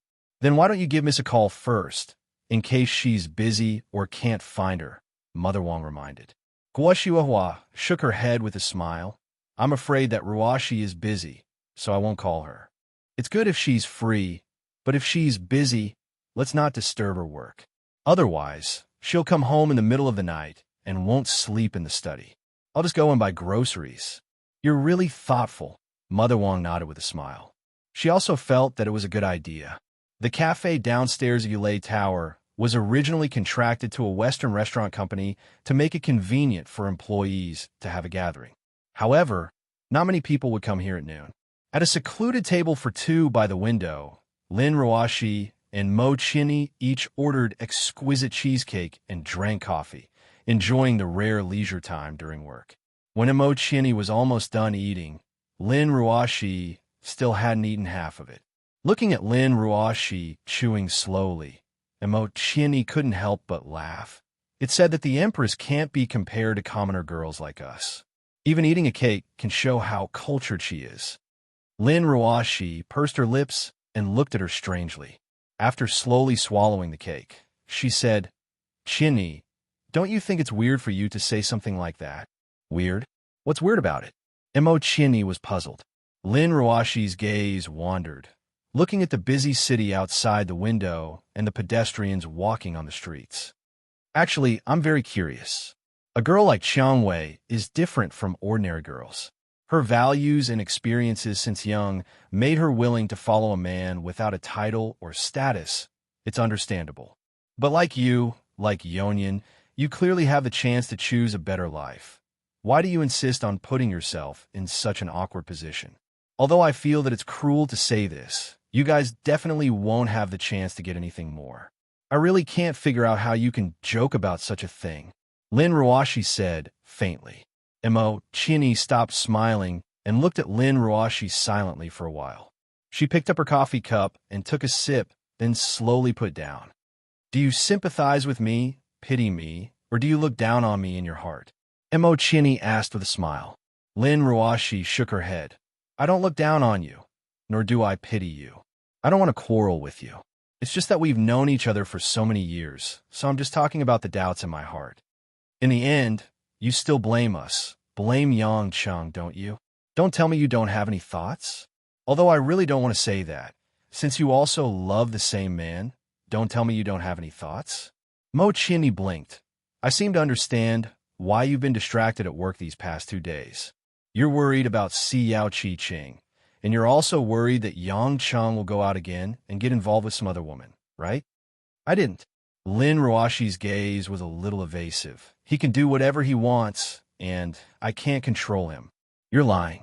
You clearly care a lot about it, and you're also very dissatisfied. Mo Chinny said. Lin Ruashi simply raised her head and said in a clear voice, So what if it is? Don't tell me you don't mind.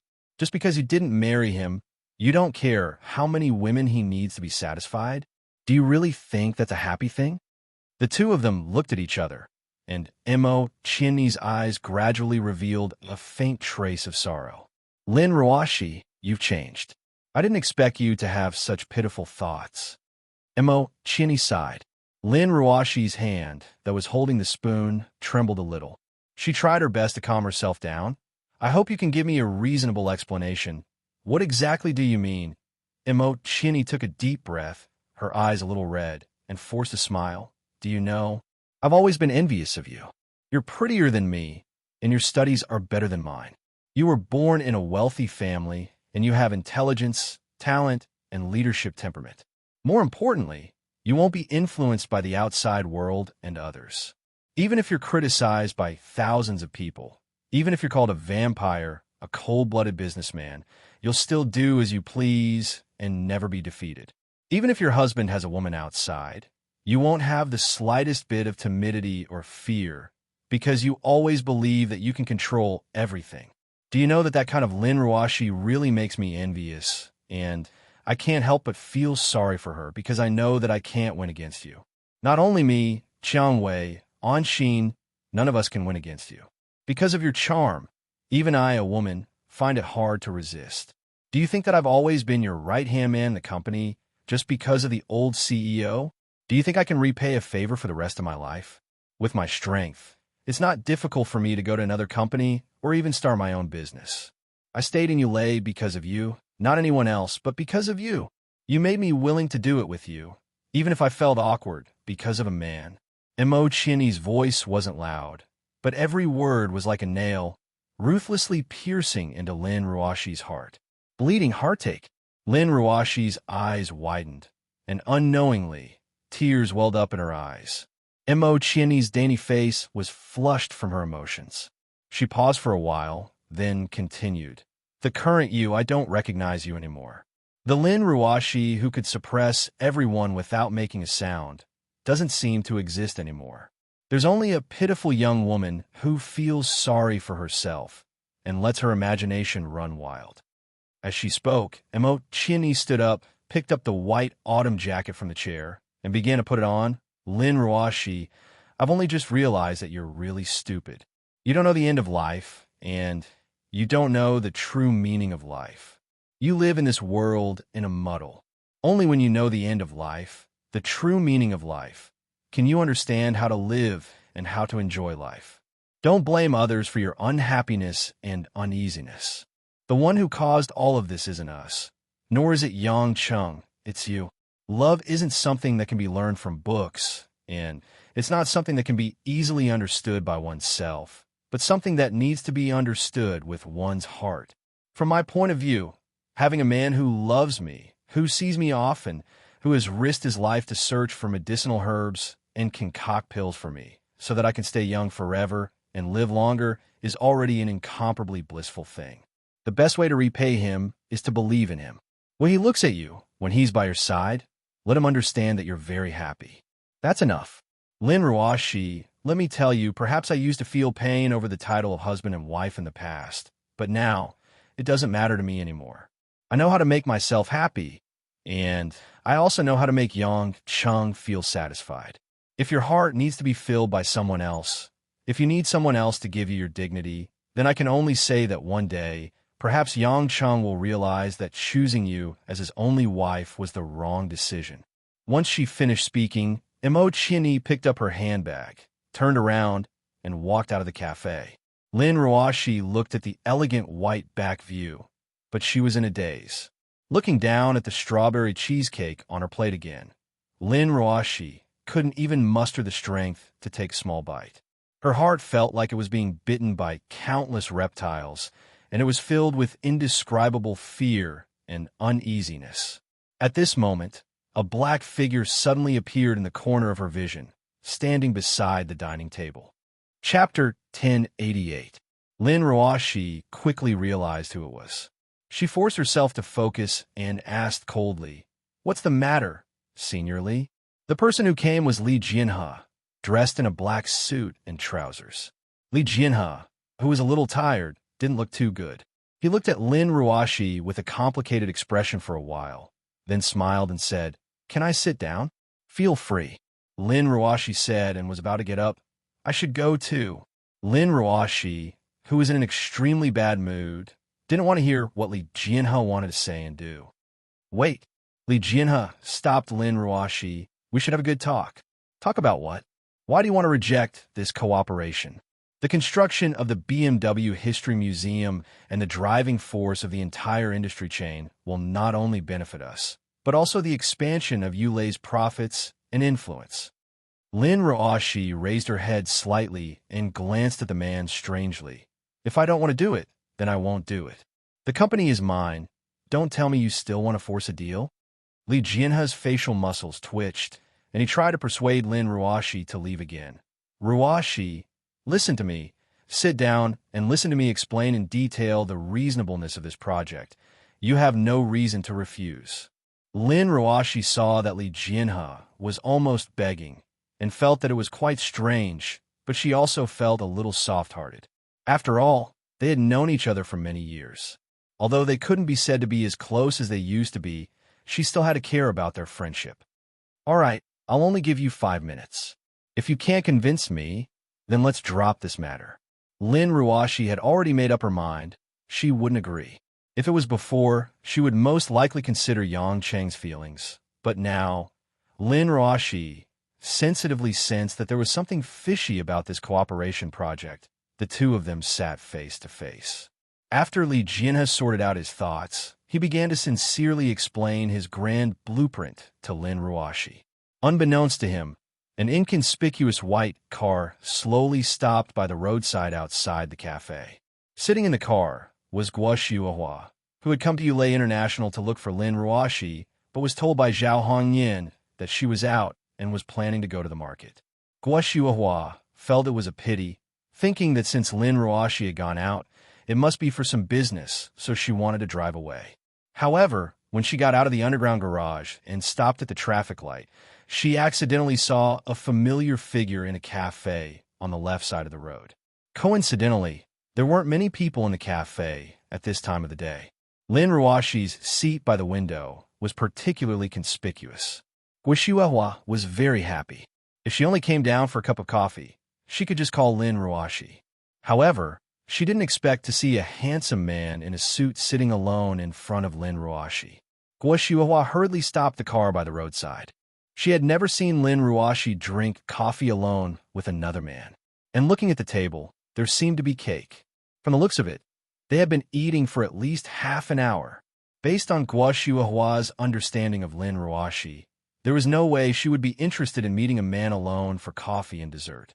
Guo Xiuhua had been through it herself. She knew very well that there was the possibility of pure friendship between men and women, not to mention Lin Ruoshi, who had very few female friends. Involuntarily, Guo Xiuhua felt uncomfortable, wondering if they were going to talk business. But if they were going to talk business, why did they have to sit face to face in the cafe downstairs? Taking a closer look, the man in the suit seemed to be a successful gold-collar worker. Judging from his temperament, he should be the type who had a good family background. From a woman's point of view, he was much more attractive than her son, Yang Cheng. Guo Xuehua was perturbed. She hesitated whether she should stop the car and ask Lin Ruoshi who this man was. As a mother, she was naturally very worried about her son's marriage. Although Yang Cheng had many lovers, mothers were all selfish. Her son had more than one woman. On the surface, she said a few outrageous words to take care of Lin Ruoshi's feelings, but she was still quite happy in her heart. In addition, Guo Xuehua was born in a traditional big family. Deep down, she had stricter requirements for her daughter-in-law than for her son. If Lin Ruoshi really dared to do anything that crossed the line, Guo Xuehua would never tolerate it. As the roadside did not allow parking, Guo Xuehua decided to look for a parking lot to get off first. But just as she was about to start the car, the scene in the cafe made Guo Xuehua's eyes stare fixedly at it, unable to move. That man actually grabbed Lin Ruoshi's hands. In the cafe, Li Jianhe tried his best to persuade Lin Ruoshi, but he still could not convince her. Li Jianhe understood that this was probably not a problem with the project proposal, but Lin Ruoshi's personal feelings. Perhaps it was also because of her relationship with Yang Cheng. Gritting his teeth, Li Jianhe did not care about anything else. He reached out and grabbed Lin Ruoshi's hands on the table. Lin Ruoshi didn't expect Li Jianhe to do this. Even back in university, when she had some feelings for him, the two of them had never touched each other like this. But now Li Jianhe was looking at her with a burning gaze and grabbing both of her hands. Ruoshi, I know you're worried about Yang Cheng, but business is business. As long as you agree to this collaboration, I'll just hand everything over to my subordinates and never appear in front of you again. Can't I do that? Let go. Lin Ruoshi struggled, but the man's grip was strong. She could not pull her hands out. Her face turned cold, and her hands were trembling. We've known each other for so many years, and this is the first time I'm begging you so humbly. Can't you help me just this once? I said let go. Lin Ruoshi's voice was even colder. Then tell me the reason. Li Jianhe said agitatedly. Li Jianhe, I'm telling you to let go before I get angry. Lin Ruoshi tried to suppress her anger. Li Jianhe could only let go of her hands in Shanshan. You really won't agree? There aren't many investors in Zhonghai, but I'm definitely not the only one. Huaxia has a lot of targets to choose from. If you're interested in the Yang family's influence, then don't even think about it. I won't use the Yang family's background to earn money for me. So, your motive is very suspicious. Lin Ruoshi said as she prepared to leave. Li Jianhe stood up first and walked around the table to stand in front of Lin Ruoshi. He grabbed Lin Ruoshi's hands again. Ruoshi, do you think I dare to hurt you? I wouldn't dare to offend the Yang family, even if I had 100 guts. Let go. Lin Ruoshi didn't hesitate this time. She channeled a surge of true qi and pulled her hands out. Although she had attained the peak of Houtian true qi, Lin Ruoshi didn't have much experience in using it on people. She didn't like to be rough either, so she didn't think of doing it this time. This time, after channeling her true qi, the strength of her hands increased greatly. Li Jianhe almost fell to the ground.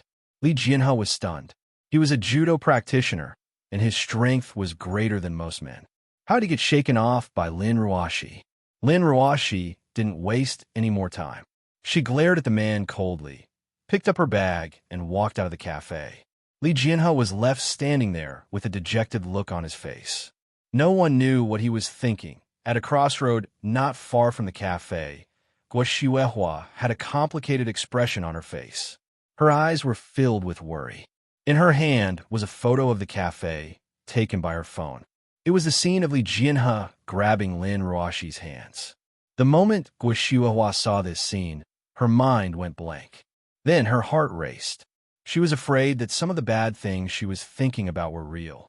The first thing Guo Xuehua did was take out her phone to capture the scene.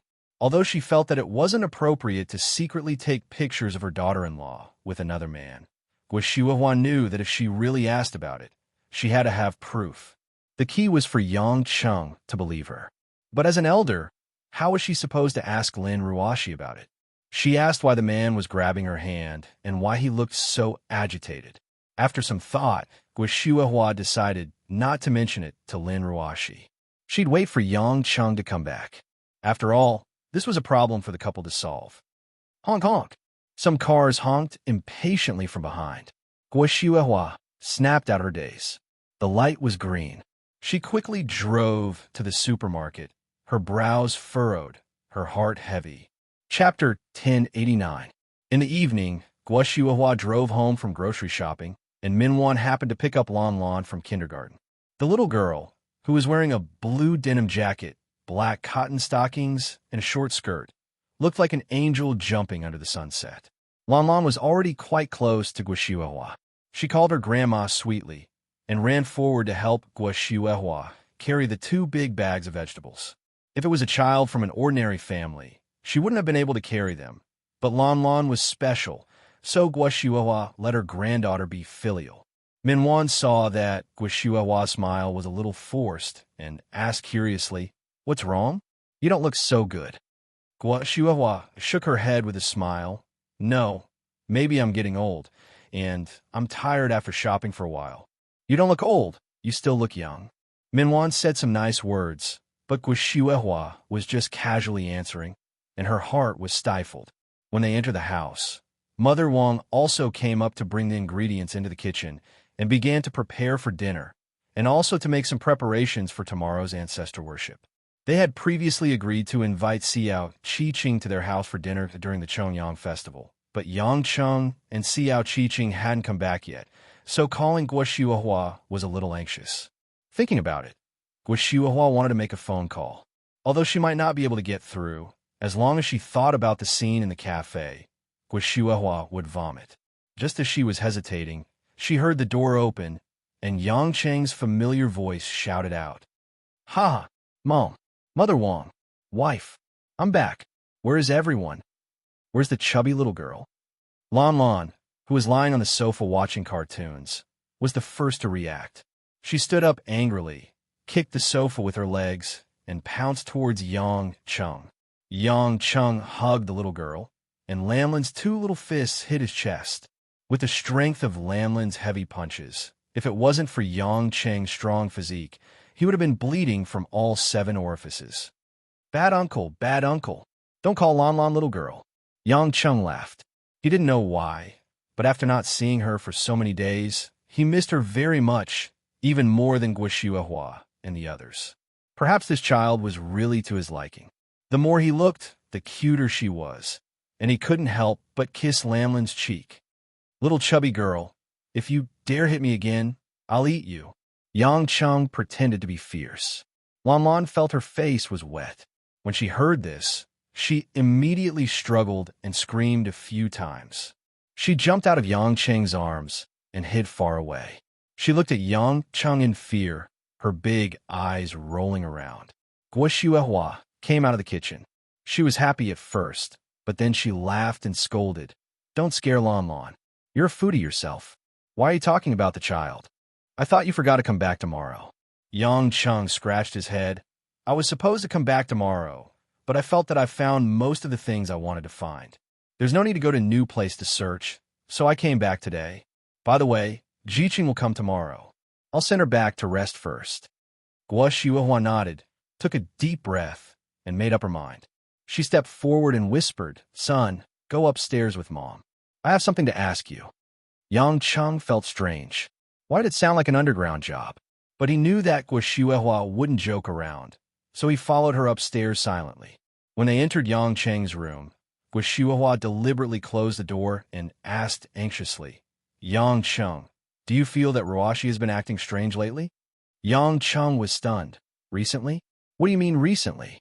Haven't I been out these days? What's wrong with Ruashi?" Has Ruashi been meeting with strangers?" Guo asked. Yang Chung laughed casually. "How would I know? She might be meeting with some big clients at work. Does that count?" Guo sighed. "You're too careless. You should be more concerned about who appears around Ruashi." Yang Chung sensed that something was wrong. He frowned and asked, "Mom, if you have something to say, just say it. There's no need to beat around the bush. Did you hear or see something? Guo Shuahua pulled out her phone with an ugly expression, pulled up the photo she had taken in the afternoon, and handed it to Yang Cheng.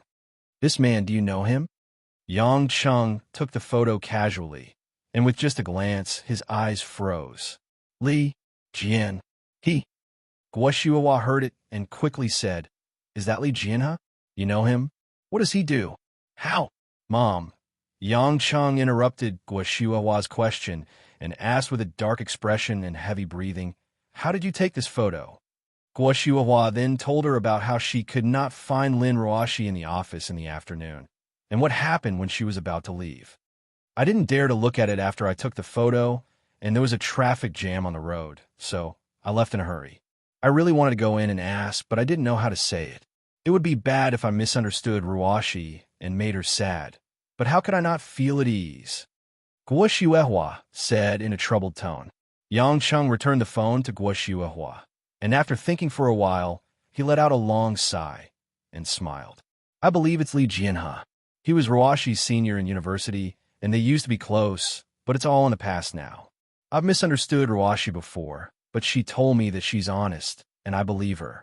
If you don't believe me, you can ask Ruoxi who she met this afternoon.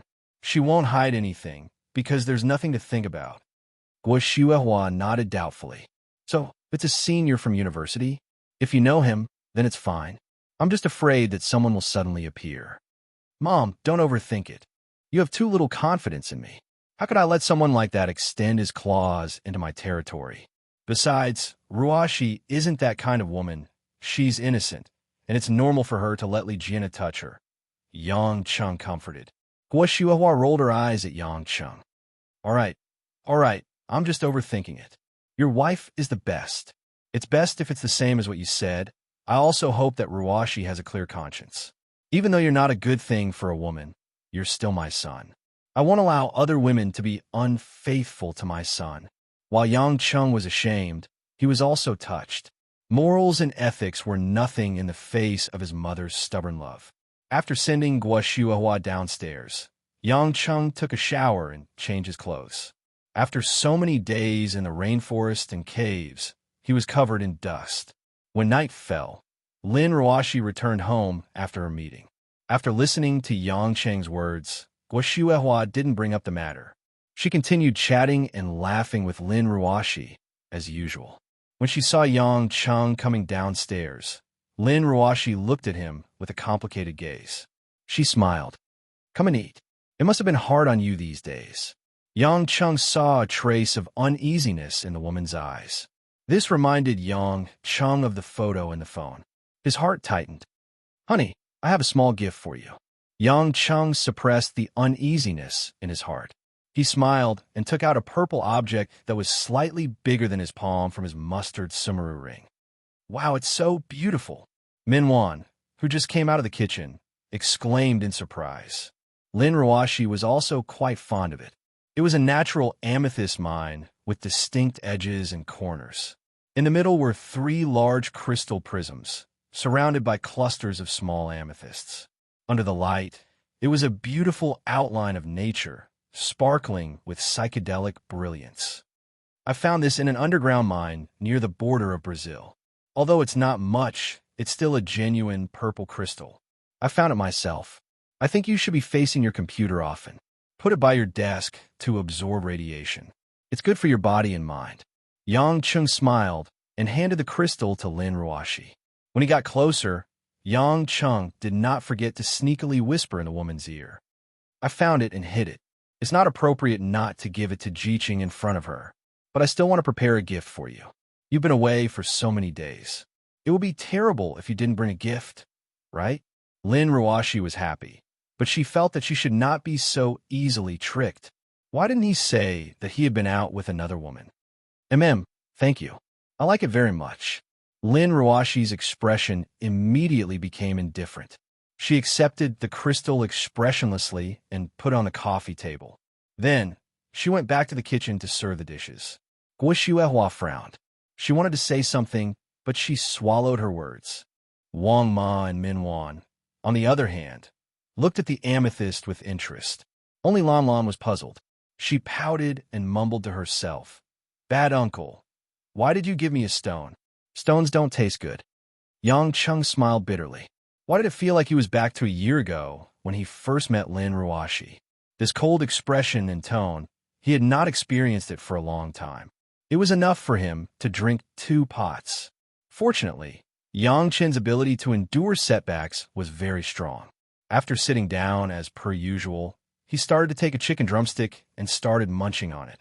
Guo Xuehua was speechless when she saw her son eating without a care in the world, but there was nothing she could do.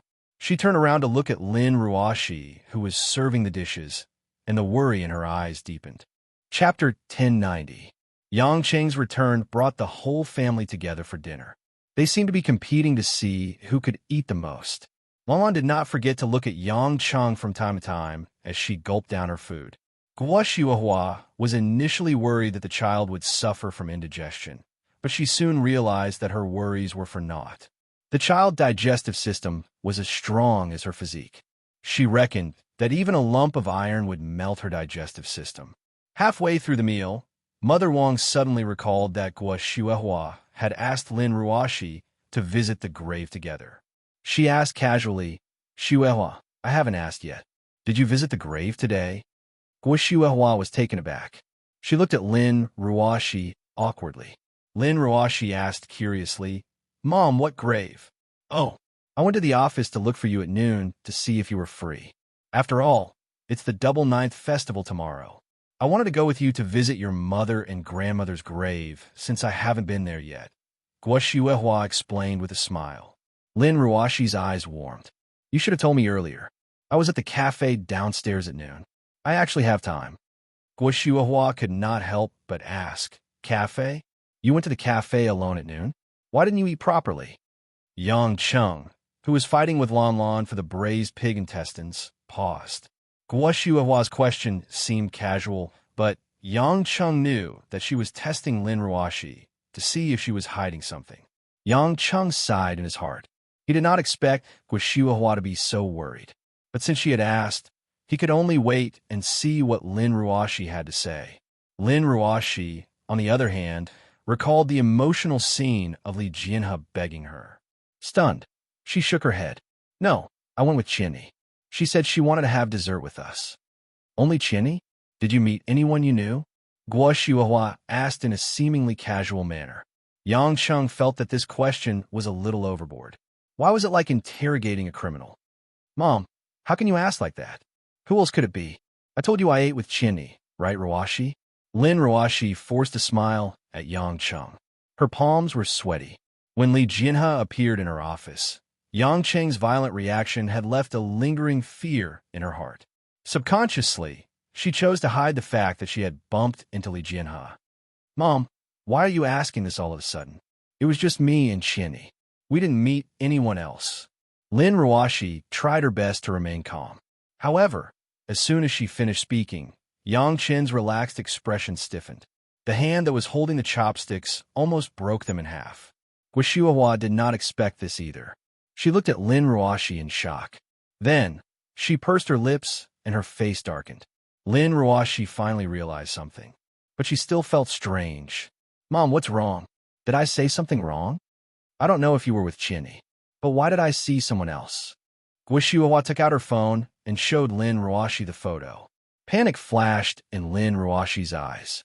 She looked at the photo for a while before taking it carefully. Everyone else at the table was confused. What was going on? Why did the atmosphere suddenly become so heavy?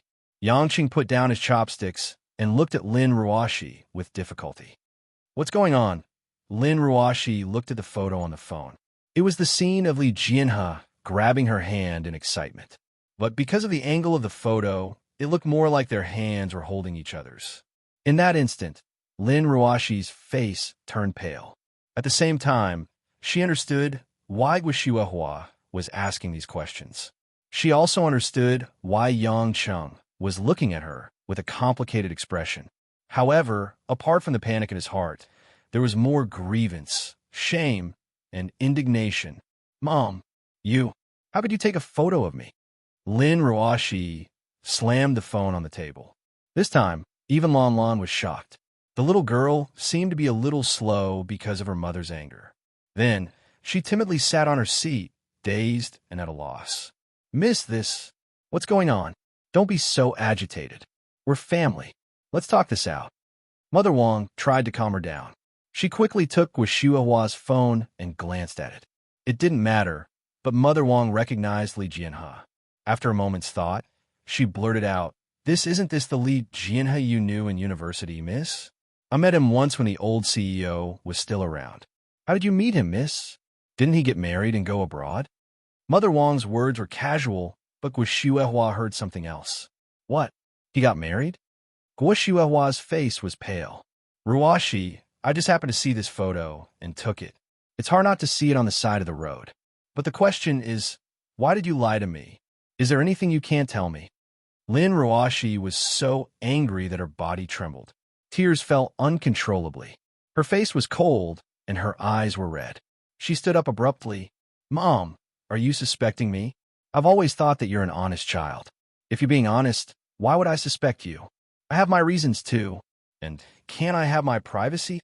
Lin Ruashi said bitterly. Is this privacy that you should have? Guo was also anxious. She raised her voice. Lin Ruashi smiled bitterly and shook her head. I never thought that you would think that I'm that kind of person. How would you treat me like this? Then how did you treat Yang Cheng? Guo was also sad. Did you know that when I showed this photo to Yang Cheng, he kept saying good things about you? He even advised me to believe you. He believed that you had nothing to do with that man. He didn't even let me ask you. What about you? How could you be so cruel to lie to us? To think that silly boy Yang Cheng said good things about you, saying that you're open-minded. Lin Ruashi panted. She looked at Yang Cheng and sneered. So you said good things about me? I really have to thank you. But since you saw it in advance and felt that I'm open-minded, why didn't you tell me in advance? Why did you have to let Mom ask me in a roundabout way? Are you afraid that I'll say that you're narrow-minded because you're too embarrassed to say it? Yang Cheng's heart was in a mess. Other than disappointment and sadness, he also felt helpless. But Lin Ruashi's mockery made Yang Cheng feel like a lump of hay was ignited in his heart. Lin Ruashi, are you saying that I used Mom to test you? Isn't that the case? Say it again. Why wouldn't I dare? You're despicable. Yang Cheng stood up abruptly. His face was red with anger. I trusted you wholeheartedly, but in your eyes, I'm despicable. Guo was shaking with anger. Mother Wang also realized that she didn't mean to make a mistake. She quickly asked Min Wan to carry Lan Lan upstairs so that she wouldn't be traumatized by the adults' quarrel. Is it fun to play with me like a fool? Lin Ruashi glared at Yang Cheng coldly. She didn't say anything else. She turned around to take down her coat and bag from the hanger and walked straight out of the house. Yang Cheng's face turned red and white. He clenched his fists so hard that his bones made cracking sounds. Guo wiped her tears and cried angrily. Yang Cheng, hurry up and chase after her. You have to ask clearly. Yang Cheng let out a long sigh and turned around to chase after her. Rushing to the courtyard, before Lin Ruashi started the car, Yang Cheng stepped forward and grabbed the woman's hand. Where are you going? Let me go. Lin Ruashi's red eyes were filled with coldness. Are you trying to escape? Escape? How can I escape? Lin Ruashi sneered. No matter where I go, you'll keep an eye on me, won't you? This time, it's Mom who took the picture. Next time, we'll take the picture. What nonsense are you talking about? Mom just happened to meet you. I never wanted to keep an eye on you. Yang Cheng shouted angrily. You know best in your heart whether you did or not. Yang Cheng cursed under his breath. He looked at the woman in disbelief. Lin Ruashi, what's wrong with you today? If it's a misunderstanding, you should make it clear. If you didn't meet Li Jianhe, if you didn't hold hands, this wouldn't happen. Even if it was inappropriate for his mother to take the photo, was this problem caused by his mother? If you say it out loud, do you think I'll misunderstand you? Chapter 1091. Yang Cheng's voice grew louder and louder until it echoed through the entire yard. The cool night breeze blew through the treetops, lifting the woman's loose black hair. Lin Ruashi's face was drained of all color, her eyes sparkling with tears. She sneered, If you could just let me face Li Jianhe without worry. Why would I need to be so secretive? Is it my fault that he came to see me? Why do you put all the blame on me? Why don't you think about yourself? If you were by my side, if you could control your temper a little, if you could be generous and ask me about all this. I've been with another woman all over the world, and the moment I come home, you suspect that I'm involved with another man. Do you think that's fair to me? Yang Cheng was also angry. Who do you think I'm risking my life fighting people all over the world to find those spiritual ingredients to make pills for? Didn't I want you to be safe and beautiful for the rest of your life? If I don't advance fast enough, how can I protect you? How can I protect my other family members? How can I protect the children? Jiqing is the only one who can help. She's a girl with no cultivation, and she followed me all over the world. She almost died, but she didn't say anything. Why you have to think so badly of her? For me? Huh, just for me? You would do all this for any woman. Aren't you afraid that the love you give isn't fair enough? Yes, you're right. Xiao Qiqing is really helpful to you. Or should I say, all the women around you are so outstanding. What am I? They're willing to risk their lives for you. And I've been holding on to the position of official wife.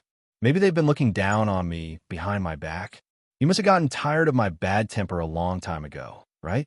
I didn't think that at all. But that's how you made me feel. You don't trust me that much. You didn't trust me first. If you still can't let go of the grudge between me and Li Jianhe, then why don't you just kill him? Aren't you not afraid of killing people?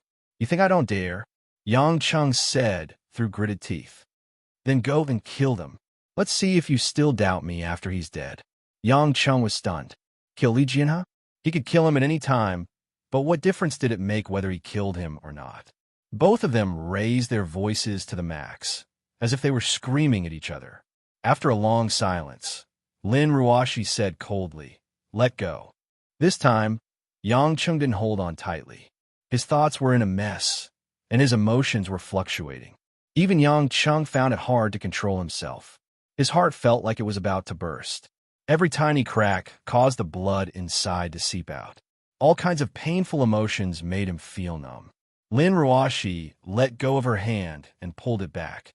She then turned around and walked toward her car. 10 seconds later, Lin Ruoshi was already in the car. She started the car and stepped on the accelerator. The taillights of the car soon disappeared around the corner in the distance. Yang Cheng felt a wave of exhaustion. He hugged his head and squatted on the ground. All he wanted was to be alone for a while. Guo Shuihua and Mother Wang ran out of the house. When they saw that Lin Ruoshi and her car were gone, they knew she must have run out in anger. Yang Cheng, what are you doing? What happened? Guo Shuihua asked anxiously. Yang Cheng stood up slowly. Mom, let's go inside. Did Mom do something wrong? If I knew, I wouldn't have said so much. Guo Shuihua was filled with regret. A nice dinner had turned out like this. Yang Cheng smiled bitterly. At the end of the day, it's not because of you. The two of us have our own conflicts. Mother Wang patted Guo Shuihua's back to comfort her. She frowned and said to Yang Cheng, Young master, it's already night. I'm worried about Miss driving out alone in anger. Yang Cheng saw Mother Wang's eager eyes. He knew that she wanted him to follow and call Lin Ruoshi back. But Yang Cheng knew that his brain was like glue. He didn't know what to say to Lin Ruoshi. However, Yang Cheng decided to follow quietly. Even if he didn't know what to say, he shouldn't leave Lin Ruoshi alone. Yang Cheng wasn't in the mood to follow. His figure flashed in the dark and disappeared. Taking advantage of this cold autumn night, Yang Cheng also wanted to calmly enjoy the wind and think about what happened between the two of them. On the ring highway of Zhonghai, the traffic was flashing with dazzling lights. It was like a flash of lightning. Lin Ruoshi drove the Bentley and stepped on the gas pedal aimlessly. It was as if the pain in her heart could only be slightly reduced by the rumbling of the car and the cold wind outside. After driving for a long time, Lin Ruoshi turned at the next intersection and entered a night market area. She found a secluded parking lot and parked. Lin Ruoshi carried her bag and walked to the street. Perhaps it was because of the cold weather, there weren't many people on the pedestrian street. Occasionally, there were some small merchants selling spicy soup, but they didn't have much business. The cold wind was bleak, and some garbage bags were flipped around by the roadside. Lin Ruoshi tightened her collar. She shouldn't be cold, but she didn't know why she was shivering. Looking at the endless city and the buildings, it seemed like the world was full of places to stay, but Lin Ruoshi felt like she was a homeless person who had lost her home. She was just having dinner with her family at the warm dining table, but she didn't know that she was already on the cold street. Unconsciously, Lin Ruoshi walked to the door of a neon-flashing bar with a gloomy mood. Lin Ruoshi hesitated slightly and walked in. Since she was young, she rarely went to places like bars. She had excellent self-control and didn't like to drink, so she wasn't familiar with bars. But today, Lin Ruoshi desperately wanted to numb her nerves with alcohol. In just a few seconds after Lin Ruoshi entered the bar, Yang Cheng's figure also walked out of an alley and silently followed her into the bar. In the darkness, no one would notice such a man and a woman, also with heavy mood, entering such a place to buy alcohol. Lights rolled in the bar, and a faint smell of smoke filled the hustle and bustle. Some people were talking and laughing, and some were indignant. All the expressions of the world, in such a small place, were condensed together. Lin Ruoshi sat at a small seat in the corner, and there were 3 bottles of whiskey on the table. Lin Ruoshi didn't know what kind of alcohol it was, so she only asked the bartender for the most expensive one with the highest alcohol content. She supported her face with one hand and poured herself a drink with the other. After only 2 sips, Lin Ruoshi frowned. She really didn't understand why men always like to drink. What was so good about this thing? But it had to be said, something like alcohol, when you think that nothing will work on you, it always won't let you down. In a daze, Lin Ruoshi felt her body and mind relax. Her face was hot, and there seemed to be tears in the corner of her eyes, but they were wet and let him go. Perhaps it was because she had cultivated for a while, her alcohol tolerance actually improved. After drinking a whole bottle, she still had the energy to open a second bottle. After another 2 glasses, Lin Ruoshi felt like there was a fire burning in her stomach, and her eyes finally began to blur. At this moment, the woman's face was red, and she subconsciously pouted. Her hair was slightly messy, and her beautiful face seemed to be like a blooming lotus, which made a few men around her who had noticed her at night eager to make a move.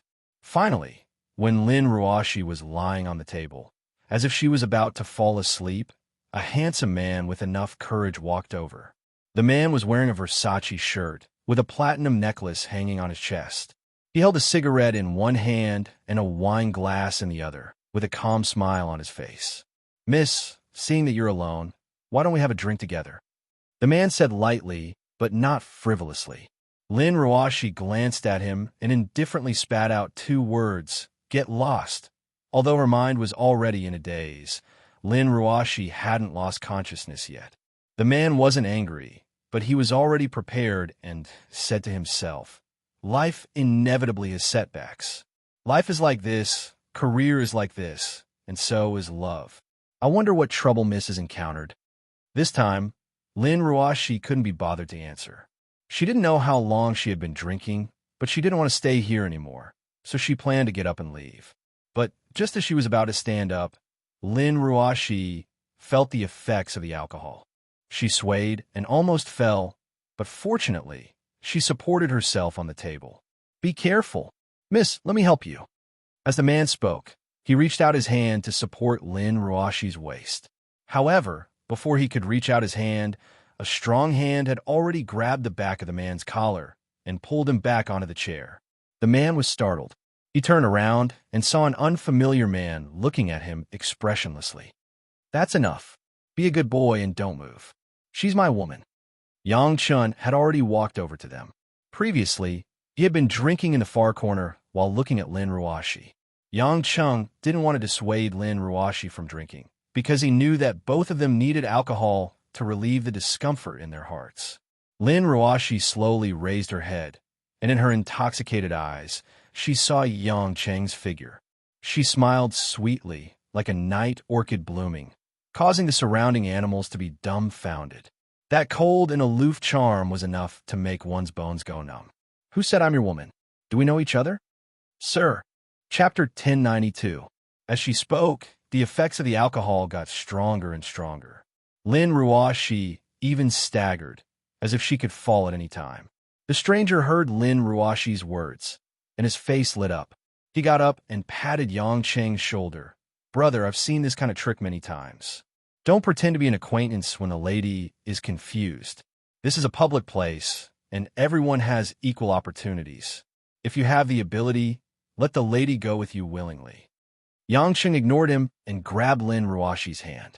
He frowned and said, "Don't drink so much if you can't hold your liquor. It's fine if you're about to faint. Come home with me." "Let me go. Who are you to me?" Lin Ruoshi stuck out her tongue and tried to break free from Yang Cheng. But Yang Cheng held her tightly. It was impossible for a woman to break free. Seeing that the surprise prey of the night was about to be taken away by another man, the stranger hurried to stop him. "Let go of this lady. She doesn't even know you. Why do you have to do this? Is this robbery?" If it was in the past, such a guy might have been killed with a kick. But Yang Cheng had restrained himself a lot. He didn't have the thought of being violent to ordinary people. "I'm her husband. I'm only telling you this. If you don't believe me, I'll have to do it." Yang Cheng said indifferently. "Husband? Who are you lying to?" The man sneered. Yang Cheng thought, "Why is it that no one believes the truth in this world? Get out of my way." Yang Cheng didn't waste any time. He directly grabbed the man's collar and threw him on the sofa not far away, like an inflatable toy.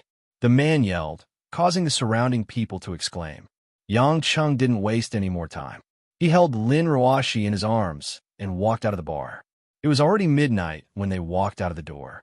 The cold wind was blowing, and the street was desolate. In addition to some stalls, there were some night owls. The pedestrians were wrapped tightly and walked under the dim street lights. Seemingly stimulated by the cold air, Lin Ruoshi's head became sober. She raised her head and saw Yang Cheng's face close to her. She sobbed and cursed miserably. "Bastard! Stinky Yang Cheng! Let go of me! I'll pinch you! I'll pinch you to death!" She pressed Yang Cheng's nose, pulled Yang Cheng's face, pulled Yang Cheng's hair, and pinched Yang Cheng's neck. She pressed Yang Cheng's nose, pulled Yang Cheng's face, pulled his hair, and strangled his neck. She used all kinds of childish ways to beat him. Yang Cheng brought the woman to the parking lot and let her do whatever she wanted to him. His heart was filled with regret. Actually, he had calmed down after drinking for a night. There was nothing going on between Lin Ruoshi and Li Jianhe. His sadness and anger were mainly because Lin Ruoshi didn't trust her as much as he did and was willing to tell the truth. But on the other hand, it was understandable that Lin Ruoshi didn't say Li Jianhe's name when she didn't know they were photographed. Back then, because of Li Jianhe, he was rough with the woman in her office. Although it was a good ending, the process must have left a shadow in Lin Ruoshi's heart. His responsibility was not being able to control his emotions, and Lin Ruoshi's responsibility was not having enough trust in him. Moreover, Gui Shuehua's action of secretly taking photos was indeed a blow to Lin Ruoshi's self-esteem. No wonder Lin Ruoshi was so agitated. Actually, Yang Cheng didn't want to delve too deeply into everything. At this moment, when he saw how sorrowful the woman was, all his anger had long turned into love and pity. Suddenly, Lin Ruoshi stopped hitting him. Her body seemed to hunch a little, and she stayed where she was, clutching her abdomen. Her face showed a conflicted expression. Ugh! Yang Cheng immediately pulled himself out of his thoughts. Startled, he asked, "Ruoshi, what's wrong? Are you feeling unwell?" Lin Ruoshi's face was red. She didn't seem to care about torturing Yang Cheng anymore. She whimpered, I need to pee-pee." Yang Cheng was stunned. Lin Ruoshi had drunk so much since they left the house. It was understandable that she needed to pee in the cold wind. There's no public toilet on this street." Yang Cheng looked left and right. Some passers-by were looking at the two with strange eyes. I can't take it anymore. I need to pee." Because of the alcohol, Lin Ruoshi was very bold. She ran to the corner of a gift shop at the corner of the street and planned to take off her pants. Yang Cheng was dumbfounded. He quickly ran to grab Lin Ruoshi. "You can't pee here even if you can't help it. There are many people staring at us." "You, don't worry about me. I need to pee, Lin Ruashi cried and was about to go crazy. Yang Chung had never seen a woman so embarrassed and crazy. He gritted his teeth and pushed Lin Ruashi to the back of a dumpster. You pee at the back. I'll block the mouth for you. There's still wind. Do you want to be covered with the smell of urine if you pee at the top? After Yang Chung said that, he turned around and turned his back to Lin Ruashi, blocking the curious eyes of the passers-by. Because it was a cold day, the smell near the dumpster was not strong. Otherwise, if it was summer, it would be very disgusting. Lin Ruashi, who was behind, could not care about this. Soon, she began to release her savings for the whole night. Yang Chung listened to the sound of water hitting the ground and suddenly felt that it was ridiculous. He didn't expect that one day he would have to help a woman pee on the streets, and that woman was his wife, the elegant Lin Ruashi. I'm afraid this kind of scene will only happen once in my life. After a while, the sound of clothes being put on came from behind. But not long after, Yang Chun heard another wah sound. The woman was crying. Sob, sob. Yang Chun turned around abruptly and saw that Lin Ruashi had already stood up. Her hands were pressed against the wall. Her shoulders were shaking and her head was lowered. Tears were streaming down her cheeks continuously. Ruashi, Before Yang Chung could say anything, Lin Ruashi's crying became louder. A trace of sobriety made her full of resentment spew out. What am I doing now? I'm misunderstood by my mother-in-law, suspected by my husband, and even treated coldly by you guys. What did I do wrong? I don't even dare to go home at midnight. I'm drinking alone outside like a drunkard. I feel like I'm a prisoner who is going to be arrested and sent to prison. I can't go home even if I have a home. I don't have the face to see anyone, and I have to pee on the street. Ever since I've been with you, I feel like I've become a crazy woman, a fool, a complete fool. One moment I'm worried about you. The next moment I'm angry. The next moment you make me cry. The next moment I'm amused by you. I'm like a puppet. Chinny is right. I'm not me anymore. I don't even recognize myself anymore. I can't live like this anymore. I'm Lin Ruashi. I'm not an emotional vessel for you. Yang Chung. I'm not going to help you pick up the trash can of emotions. Do you know if I keep being so paranoid, suddenly sad, and suddenly angry, I won't be able to hold on anymore. Yang Chung stood on the spot sadly. He wanted to reach out to support the woman, but he was too stiff to do so. Lin Ruashi's footsteps were still light. She swayed as she turned around and threw herself on Yang Chung. Like a koala hugging a tree, it seemed like she could slide down at any time. Hubby. Lin Ruashi raised her head. Her drunken red face looked dazed. I'm here. Yang Chung hugged the woman, not letting her fall. Lin Ruashi smiled shyly, her face still stained with tears. Because of the alcohol, a woman's emotions changed very quickly. At this moment, she seemed rather jumpy as she mumbled, "Let me tell you, I did run into Li Jianhe, but he was the one who came looking for me. He said he wanted to talk about a collaboration. He even begged me, even held my hand, but I flung him away. When I was in school, I did have feelings for him. But can't I have a past where nothing happened? You're the first man I've truly fallen in love with. Even if you can't love me wholeheartedly, I'll still endure it. Because you're the man who brought me from hell to heaven. So, I love you with all my heart. I know it's greedy of me to want you all for myself, because I've made mistakes before, and I've been helpless before, so I can endure it. I can choose to forget about the things that make me unhappy, but if you really love me, shouldn't you trust me first?" Yang Cheng's hands trembled as he hugged the woman tightly, his lips close to her ear as he said solemnly, "I trust you. It's all my fault. I'm sorry. Lin Ruashi, who was lying on his chest, was already drowsy. Her mumbling could not be heard clearly. Yang Chung sighed, his heart aching as he slowly turned around. He grabbed the woman's legs, clamped them around his waist, and carried her on his back. Slowly, he walked in the direction of the parking lot. Lin Ruashi seemed to be tired from crying, and so was her heart. Lying on Yang Cheng's back, her heavy body relaxed. Yang Chung could hear every step he took, and he could hear Lin Ruashi's slightly faster heartbeat behind him. In the cold night, it seemed like there were only the two of them, leisurely walking down the street. Chapter 1093.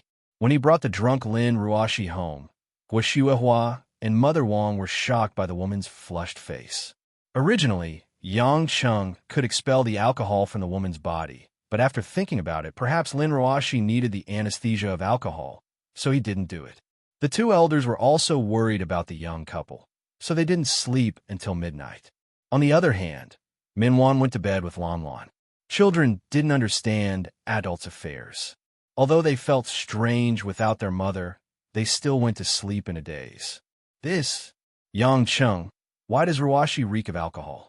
Hey, how'd you get so drunk? Is this even acceptable? Guo asked in annoyance. Yang Cheng walked to the stairs with Lin Ruoshi on his back. After thinking for a while, he said, Mom, let's not talk about it. She's very tired today. She has no one to talk about her grievances, so she can only drink. When Ruoshi wakes up, you should apologize to her. Although it's not appropriate for you to do so as an elder, we are both at fault, right?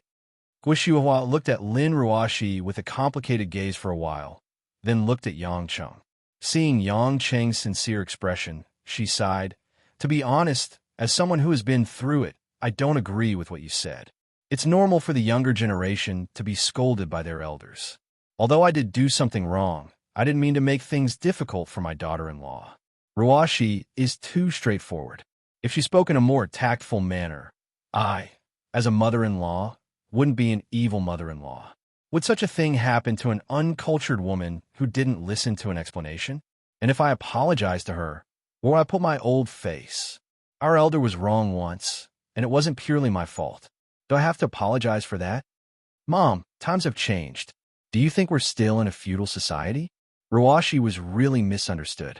If you think about it carefully, who would dare to touch your son's woman? Wouldn't they have died a long time ago? Yang Cheng smiled bitterly. What are you talking about? I'm not from ancient times. Guo said helplessly. It's because the times are different now. I'll listen to you this time. When Ruoshi wakes up, I'll apologize to her. It's all because of you. Otherwise, I wouldn't have apologized to my daughter-in-law. What is this? I didn't mean it. Mother Wang comforted her. Xiua, don't be stubborn. How can parents fight against their children? I know you don't think you've done anything wrong, but a peaceful family can prosper. You can't always be cold towards them, can you? Yang Cheng smiled at Mother Wang gratefully and turned around to carry Lin Ruoshi upstairs. Guo sighed helplessly. No wonder there are so many dramas about the relationship between mother-in-law and daughter-in-law. If it wasn't for the fact that I went to university, I might have become like the mother-in-law in the dramas. I might even hate myself. I don't know how it feels to have a son who helps another woman. Mother Wang smiled and patted Guo back calmly. After sending Lin Ruoshi to her bedroom, Yang Cheng realized that Lan Lan wasn't sleeping on the bed as usual. She must have slept with Minwan. This was more convenient. He removed the woman's shoes and placed them on the bed. He removed her coat and covered her with a blanket gently. Lin Ruoshi smacked her lips and curled up her body. She slept with her back facing Yang Cheng. She didn't seem to realize that she was on the bed. Yang Cheng sat on the edge of the bed and patted the woman's body with one hand. There was a gentle smile on his face as he looked at the woman's side profile. After a while, Yang Cheng suddenly noticed a familiar doll at the end of the bed. After a closer look, he remembered that it was the doll that he won when he ate dumplings. It was placed at the end of the bed by Lin Ruoshi. He really didn't know what this woman was thinking. Was she going to step on it? Yang Cheng didn't know that he had guessed half of it correctly. The other half was that she wanted to use her feet to smell it. He quietly took the dumpling doll in his hand and patted it. Then he said to Lin Ruoshi, "Dear, you should sleep now." Lin Ruoshi didn't respond. In fact, Yang Cheng seemed to be talking to himself. I'm sorry. Although I've said it before, I still can't help but want to say it. Yang Cheng couldn't help but sigh. I'm a man with no ambition. Perhaps it's because ambition is too extravagant. When I was young, I worked hard to survive, and when I grew up, I worked hard for revenge. Until now, everything I've done is to protect the precious things around me and the people who make me happy. Maybe it's because I've lacked love since I was young. It's really hard for me to reject the sincerity of love, because I'm too afraid of losing it, too worried that all of this isn't real. I resent rejection. I'm afraid that if I refuse, what I have will no longer be there. You might think that I'm making excuses for myself, but I can only say that although I love each and every one of them, I've always felt that you're my wife from the bottom of my heart. Don't always think that other women are better.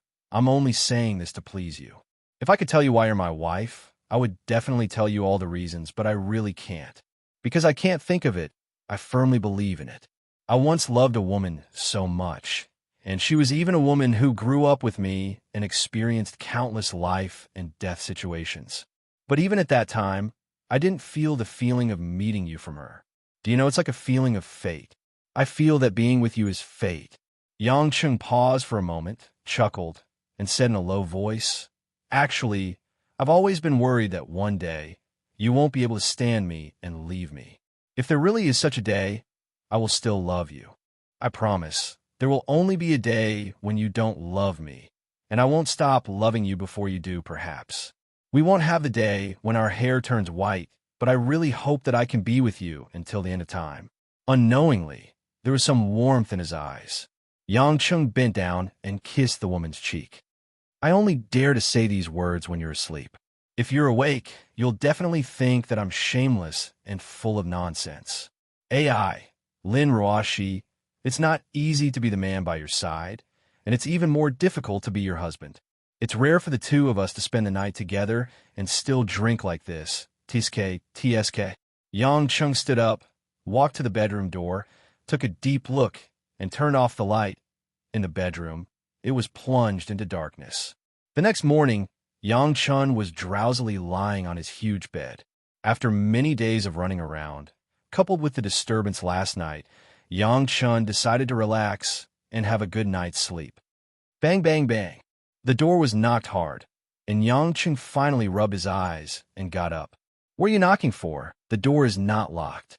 Before he finished his words, the door was pushed open, and the person who ran in was a little chubby girl in a blue dress. "Mom said to knock first before entering the room," Lon Lon said proudly. Yang Chung curled his lips. "Didn't your mom teach you to knock softly?" "She didn't." Lon Lon was very straightforward. She turned around and rushed to Yang Cheng's bed and forcefully pulled the quilt. "Bad uncle, get up. Grandma said to wait for bad uncle to eat breakfast. Lon Lon is hungry." Yang Chung sighed in his heart. "What is this?" He slowly took his clothes and put them on. Okay, you go down first. If you're hungry, go eat first." Lon Lon wrinkled her cute little nose. "Bad uncle, why are you so shy? Your breasts are so small, not even as big as Mom's. Lon Lon won't look at you." After that, she ran out like the wind. Yang Chung was stunned. While he was very worried about the education of Yunhua Kindergarten, he suddenly felt that having a child at home was indeed a very interesting thing. At this moment, at the door of the room, Lin Ruoshi, who was dressed very neatly and had her hair tied up, walked in. She was holding the clothes that Yang Chung had washed in her hands. Glancing at the man on the bed, Lin Ruoshi went to organize the wardrobe and hung them one by one. Yang Chung felt that although Lin Ruoshi was still as cold as yesterday, she was a little gentler, but he could not tell what had changed. Swallowing, Yang Chung asked cautiously, "Ruoshi, you don't hate me?" Lin Ruoshi's delicate body froze. After a while, with her back facing Yang Chung, she said softly without emotion, "I hate you, but you are still my husband." Chapter 1094. When Yang Chung heard this, he came back to his senses and immediately pounced forward without a care for anything else. He hugged the woman's slender waist from behind and pressed her down on the big bed. "Yeah." Lin Ruoshi cried out in alarm, but before she could say anything, she was fiercely kissed on the lips by Yang Chung. Hee, I know you've forgiven me, so don't pretend to be cold. It's fine to be cold to outsiders, but why are you pretending to be cold to the person you're sleeping with? Lin Ruoshi only felt that her mouth was filled with the stench of alcohol from the night before. She forcefully pushed Yang Chung up, tidied up her clothes, and stood up. "I still have to go to work later. You've messed up my clothes and hair," Lin Ruoshi complained. Yang Chung still pulled the woman onto his lap. Her two soft buttocks were squeezed together, and the gap in the middle was right at the top of Yang Cheng's high second brother that hadn't gone down yet this morning. Darling, if you don't say that you've forgiven me, I won't eat breakfast today. I'll eat you, Yang Cheng said shamelessly. Lin Ruoshi exhaled and looked at the man from the corner of her eyes, not knowing whether to laugh or cry. Her face was a little red, and she didn't dare to move because the hard thing below was about to be stuffed into her skirt. You're already so shameless. I'm already numb to death. How can I not forgive you? Lin Ruoshi said as she held back her laughter. Yang Cheng was stunned for a moment before he came to a realization. Great! You were pretending to be asleep last night. Lin Ruoshi proudly bit her lips. How is it? You didn't notice that I used my true qi to control my heartbeat to pretend to be asleep, right? Yang Cheng had a conflicted expression on his face. He had only simply judged whether or not Lin Ruoshi was asleep based on her heart rate and breathing. He hadn't paid attention to the changes in her body's true qi and meridians. Not bad, not bad. You've made some progress in using your true qi, but this progress was used to deceive your husband. You deserve a spanking. As he spoke, Yang Cheng chuckled evilly. Ignoring the woman's screams, he held her waist and placed her on his thighs. Lifting her autumn skirt, he spanked her but a few times. Although he didn't use much strength, he was skillful and the sound was crisp. Lin Ruoshi was so angry that she pounded the bed. Yang Cheng, put me down. I'm going to get angry. Yang Cheng sighed. He stared at Lin Ruoshi's underwear and said, Look at you. You're already a mother, yet you're still wearing Snoopy's pink underwear. You can't even take it off. Lin Ruoshi's pretty face immediately turned as red as a persimmon. She covered her face and completely collapsed. The two of them played for a while, and the atmosphere was much better than yesterday. When they went downstairs, Guoshuehua was helping Lan Lan braid her hair. Originally, Lan Lan's watermelon hairstyle didn't need braids. However, this little girl saw that many girls in kindergarten had braids, so she coquettishly asked for one. Guoshuehua was also itching. She didn't have a daughter, but now that she had a granddaughter, she used a red rubber band to braid Lan Lan's hair. However, she definitely didn't know how to braid dough twists. Seeing Lin Ruoshi coming down, Guoshuehua still looked quite uncomfortable, but she still forced a smile. Sit down and eat. Lin Ruoshi nodded silently.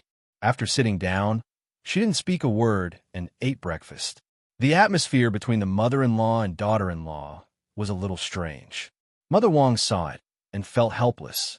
She felt that it couldn't go on like this, so she took the remote control and turned on the TV. She switched to the morning news channel and felt a little better after listening to the news broadcast. Yang Cheng, will Jiqing come tonight? Guoshuehua asked. Yang Cheng nodded. They had agreed to invite Xiao Qiqing over for dinner during the Chongyang festival. I'll pick her up in the evening. Go early. I didn't get to see her the last time I came. I want to thank her and talk to her, Guoshuehua said with a smile. Yang Cheng smiled bitterly in his heart. Guoshuehua said in front of Lin Ruoshi that she wanted to talk to Xiao Qiqing more often. Wasn't she trying to provoke Lin Ruoshi again? It seemed that Guoshuehua saw that Lin Ruoshi didn't say anything, so she was conflicted again and didn't want to apologize.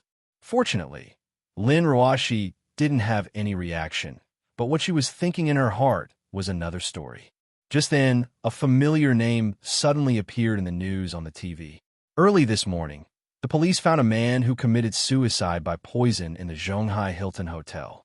After investigation, the man was found to be the eldest son of the Jiang Province's Li Financial Group, Li Jianhe.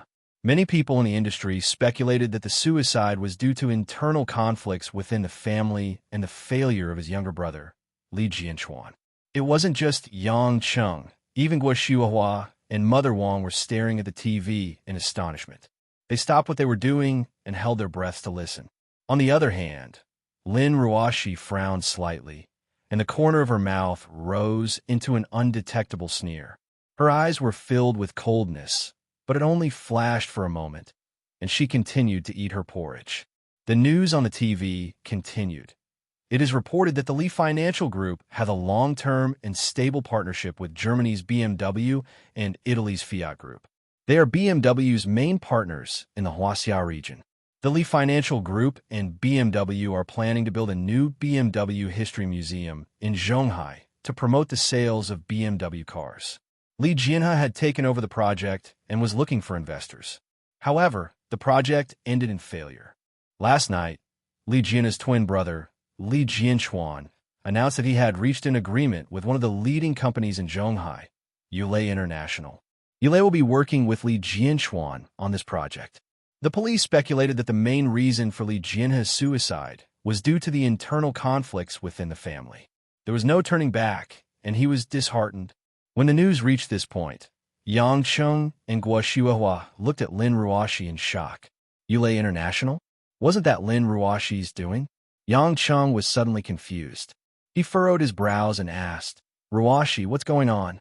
Why are you working with Li Jianhe's brother? Guo Xiuhua and Mother Wang also looked at Lin Ruoxi in shock.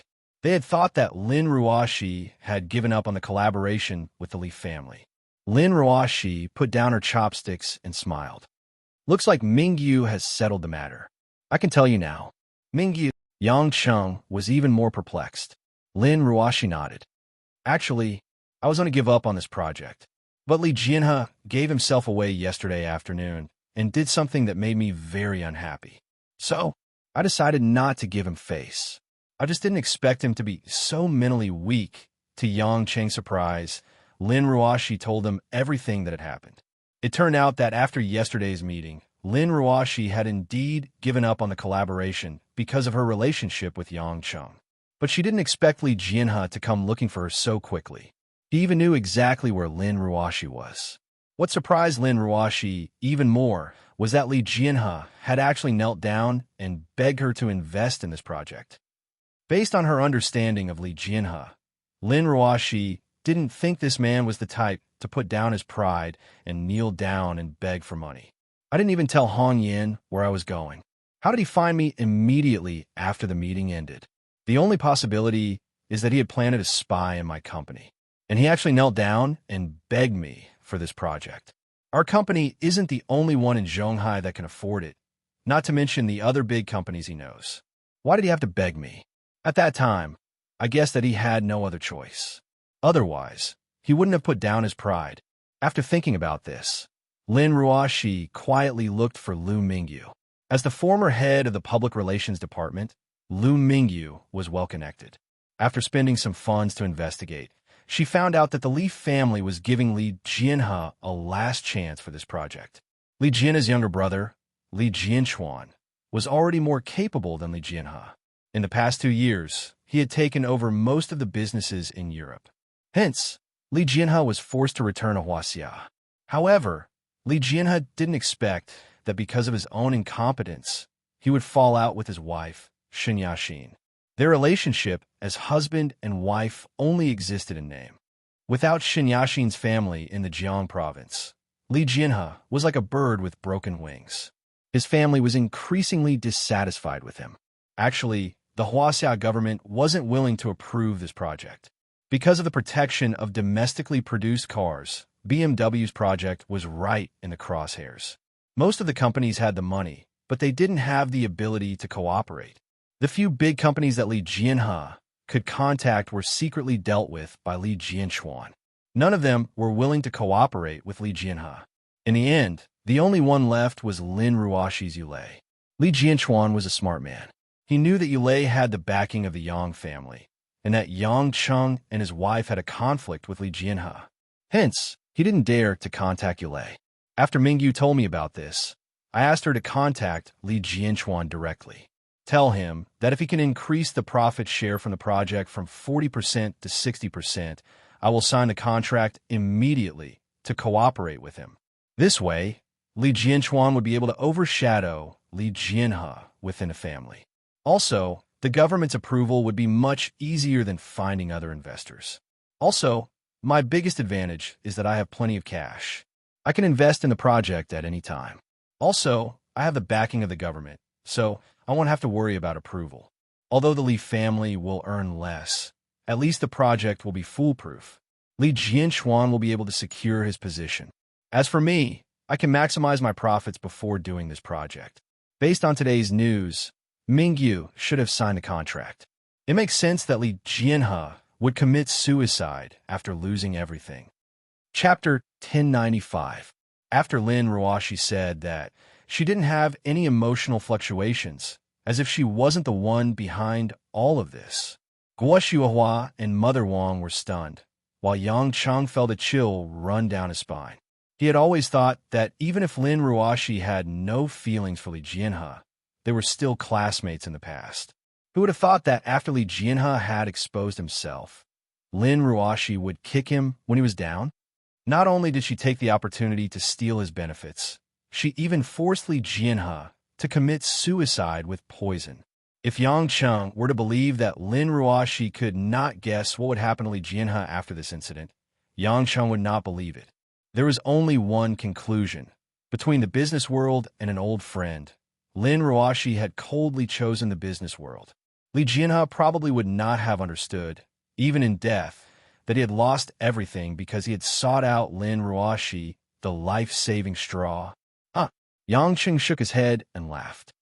If you had told us about your scheme against Li Jianhe or the Li family, Mom would not have suspected you. Guo Shuihua nodded, as if it was the first time she had met Lin Ruoshi. You? How could you keep all these things to yourself? If you had told us earlier, I wouldn't have bothered with this photo. She finally believed that Lin Ruoshi had nothing to do with Li Jianhe, because she had forced Li Jianhe to his death. Lin Ruoshi smiled faintly. Although it was not my intention to scheme against Li Jianhe, it was not something to be proud of. At the end of the day, I was too cruel to him. If it had not been broadcasted on TV, I would not have said it. Although Lin Ruoshi said it with a smile, Guo Shuihua was still shocked. Her impression of this daughter-in-law had been completely overturned. She had always thought that Lin Ruoshi was soft, weak, and kind-hearted, relying on her intelligence to manage such a large corporation. Who would have thought that when it came to business, she was more secretive than anyone else? However, as someone who was used to the cold-blooded struggles of wealthy families, she did not see anything wrong with Lin Ruoshi's ruthlessness. After all, she was dealing with an outsider. If she did not have a tough side and was not shrewd enough, she would be worried. It wasn't Yang Chen's first time being kept in the dark by Lin Ruoshi. Previously, he was annoyed that Lin Ruoshi had schemed against him. This time, he could only laugh at himself for being fooled once again. However, he did not expect that the one who killed Li Jianhe would not be him, but Lin Ruoshi. After breakfast, Lin Ruoshi went to work as usual. Lan Lan was also sent to kindergarten by Minwan. Yang Cheng, on the other hand, took some time to follow Xiao Qiqing's recipe and returned to the basement of the castle. He used the newly found medicinal herbs to refine elixirs. This time, he found even more medicinal herbs from the Amazon and Vietnamese rainforest. It was a pity that he did not find any treasures that could be used to refine supreme-grade elixirs. However, Yang Cheng's luck was pretty good. The medicinal herbs he found were just enough to refine a furnace of superior-grade elixirs. The Heaven Cloud Elixir. This was the elixir that Lu Huiding and Hao Changfeng, the two greedy bastards, wanted to snatch from him. Back then, Yang Cheng had lied to them that he had it, but this time he could really refine it. However, this Heaven Cloud Elixir had to be consumed by a soul formation cultivator for it to be effective. Not only would it improve one's cultivation, it would also be a great help in advancing to the tribulation stage. Yang Cheng planned to give it to the women after they reached the soul formation stage, in case the elixir was too strong and it would be harmful to them. After half a day of concocting, Yang Chun had refined hundreds of other mid-grade and low-grade pills in addition to the dozens of Shaoyan pills that he had refined. During this time, what made Yang Cheng happy was that the mysterious cauldron spirit Qi had become more and more powerful after refining the elixirs and nourishing it in his dantian. Yang Chun had a feeling that the cauldron was gradually increasing its level, and at the same time, its power was also increasing. The most eye-catching thing was that the patterns of the beasts on the cauldron were getting clearer. Even though the light of the entire cauldron had covered it, Yang Cheng could still feel it. Yang Cheng didn't know how much the cauldron could improve, but it was definitely not in its best state right now. After rushing back to Huaxia, Yang Cheng sent some to Kai Ning, who was far away in Yanjin, and then returned to Zhonghai, to distribute it to the women. These inferior-grade and medium-grade elixirs were like nutrition every day. Yang Cheng didn't believe that the women couldn't break through the acquired incarnate levels. What made Yang Cheng happy was that Xiang Wei's talent in cultivation was really high. After not seeing each other for a few days, Xiang Wei had already reached the peak of the Khanate stage from the early stage of the Khanate stage. Because of Yang Cheng's understanding of the power of heaven and earth, this cultivation method that Yang Cheng had created was special and far more effective than ordinary cultivation methods. However, the reason why Xiang Wei could make such great progress in such a short time was inseparable from her excellent understanding of the power of heaven and earth. After finishing all these things, Yang Cheng drove to the apartment where Xiao Qiqing lived and picked her up. Xiao Qiqing had obviously dressed up carefully. She was wearing a round collar and a patterned rose-red wool sweater, paired with a leather-engraved skirt. Although the woman was not as tall as Lin Ruoxi, her slender legs and stockings showed a kind of charming charm. Looking at the woman's hesitant look before entering the door, Yang Cheng really wanted to tell her that he had so many women that his mother was numb to them. However, after thinking about it, he decided not to. For Xiao Qiqing, this was the first time she had officially gotten to know her family and joined this big family. The first person to see the two was Mother Wang. She quickly beckoned Xiao Qiqing to sit on the sofa. "Miss Xiao, you're here. Come and sit." Xiao Qiqing had also known Mother Wang before. She quickly greeted her and said with a smile, "Mother Wang, just call me Jiqing. I'm not a miss." "Of course you're not a miss. You're not a hostess," Yang Cheng said seriously. Xiao Qiqing bared her teeth and rolled her eyes at the man. When Guo Xiuhua came out of the kitchen, Yang Cheng introduced her to Xiao Qiqing. Xiao Qiqing greeted her sweetly. "Hello, Annie." Guo Xiuhua looked at Xiao Qiqing and asked curiously, "Jiqing, you look very young, right?" Xiao Qiqing blushed. "Yes, I'm not 20 yet." Guo Xiuhua and Mother Wang were surprised. They gave Yang Cheng a strange look. Their meaning was almost the same. "Look, you've tortured another young girl." Speaking of which, Xiao Qiqing was Yang Cheng's youngest lover. In Guo Xiuhua's eyes, she was more like a daughter. She had a good first impression of Xiao Qiqing. "I invited you here today to thank you for risking your life to save Yang Cheng in Australia. Secondly, we should formally get to know each other and get closer. After all, we'll be family in the future," Guo Xiuhua said with a smile as she held the girl's hand. Xiao Qiqing shook her head shyly. "It's what I should do." "What do you mean it's what you should do? What are you so nervous about?" Guo Xiuhua smiled. As they had to prepare the food for the ancestors, Guo Xiuhua and Mother Wang did not have much time to sit down and chat with Xiao Qiqing. On the other hand, Xiao Qiqing obediently went into the kitchen to talk to the two elders and help them with some simple tasks. When the sky was getting dark, a table full of sumptuous dishes had been prepared. Guo Xiuhua and Xiao Qiqing were chatting harmoniously.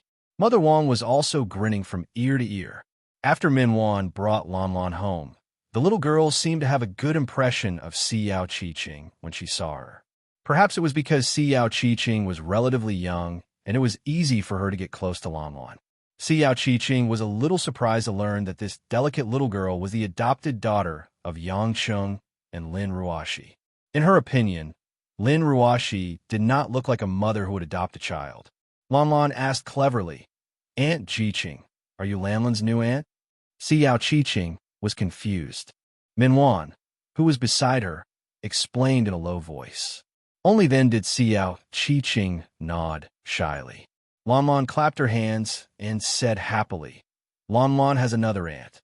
With an aunt, Mommy has to buy toys for Lan Lan again." Yang Cheng, who was watching TV, almost slid off the sofa. This little girl was using his women as tools to blackmail Lin Ruoxi to buy toys. When night fell, Lin Ruoxi also hurried back. She had just signed a big contract with Li Jianchuan of the Li family. They had not met before, so it was obvious that Lin Ruoxi must be very busy with work today. When she got home, she saw that Xiao Qiqing was already there. Lin Ruoxi took off her coat and greeted her naturally. There was some unpleasantness before, but it's over now. It's been hard on you to follow Yang Chung everywhere. Lin Ruoshi smiled faintly. Xiao Qiqing breathed a sigh of relief. She thought that Lin Ruoshi would not be nice to her, so she quickly shook her head and said, "Thank you, Sister Ruoshi." Perhaps it was because of what Yang Chang said last night. Lin Ruoshi behaved very generously. As for what she was thinking in her heart, no one could guess. After Guo Shuihua arranged all the dishes, she took out a blanket from somewhere and placed it on the table. She lit 2 candles and planned to kneel and worship the ancestors. It did feel strange to hold such a traditional ceremony in such a modern mansion, but Lin Ruoshi and Xiao Qiqing found it very refreshing. Originally, we were going to do it on the winter solstice, but let's do it today. We won't do it on the winter solstice, Guo Shuihua explained with a smile. It was the first time Yang Cheng did something like this. He followed suit and knelt on the blanket, praying to the empty table and chairs, hoping that his ancestors would bless his women and not cause trouble. Lan Lan, on the other hand, knelt down and kowtowed in confusion. The little girl was just sullen. She did not understand why she could only watch and not eat. Guo Shuihua saw that Xiao Qiqing was standing by the side and did not move.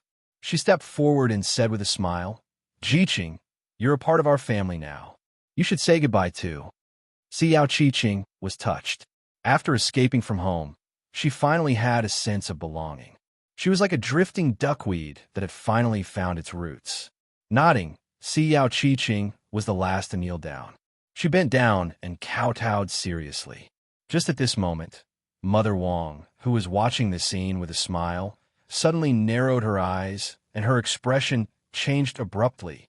This is the whole family was shocked. Mother Wang's face suddenly turned red and white, as if she had seen something horrifying. "Yulan, what's wrong?" Guo Shuihua asked with concern. Xiao Qiqing also stood up in a panic, thinking that she had done something wrong.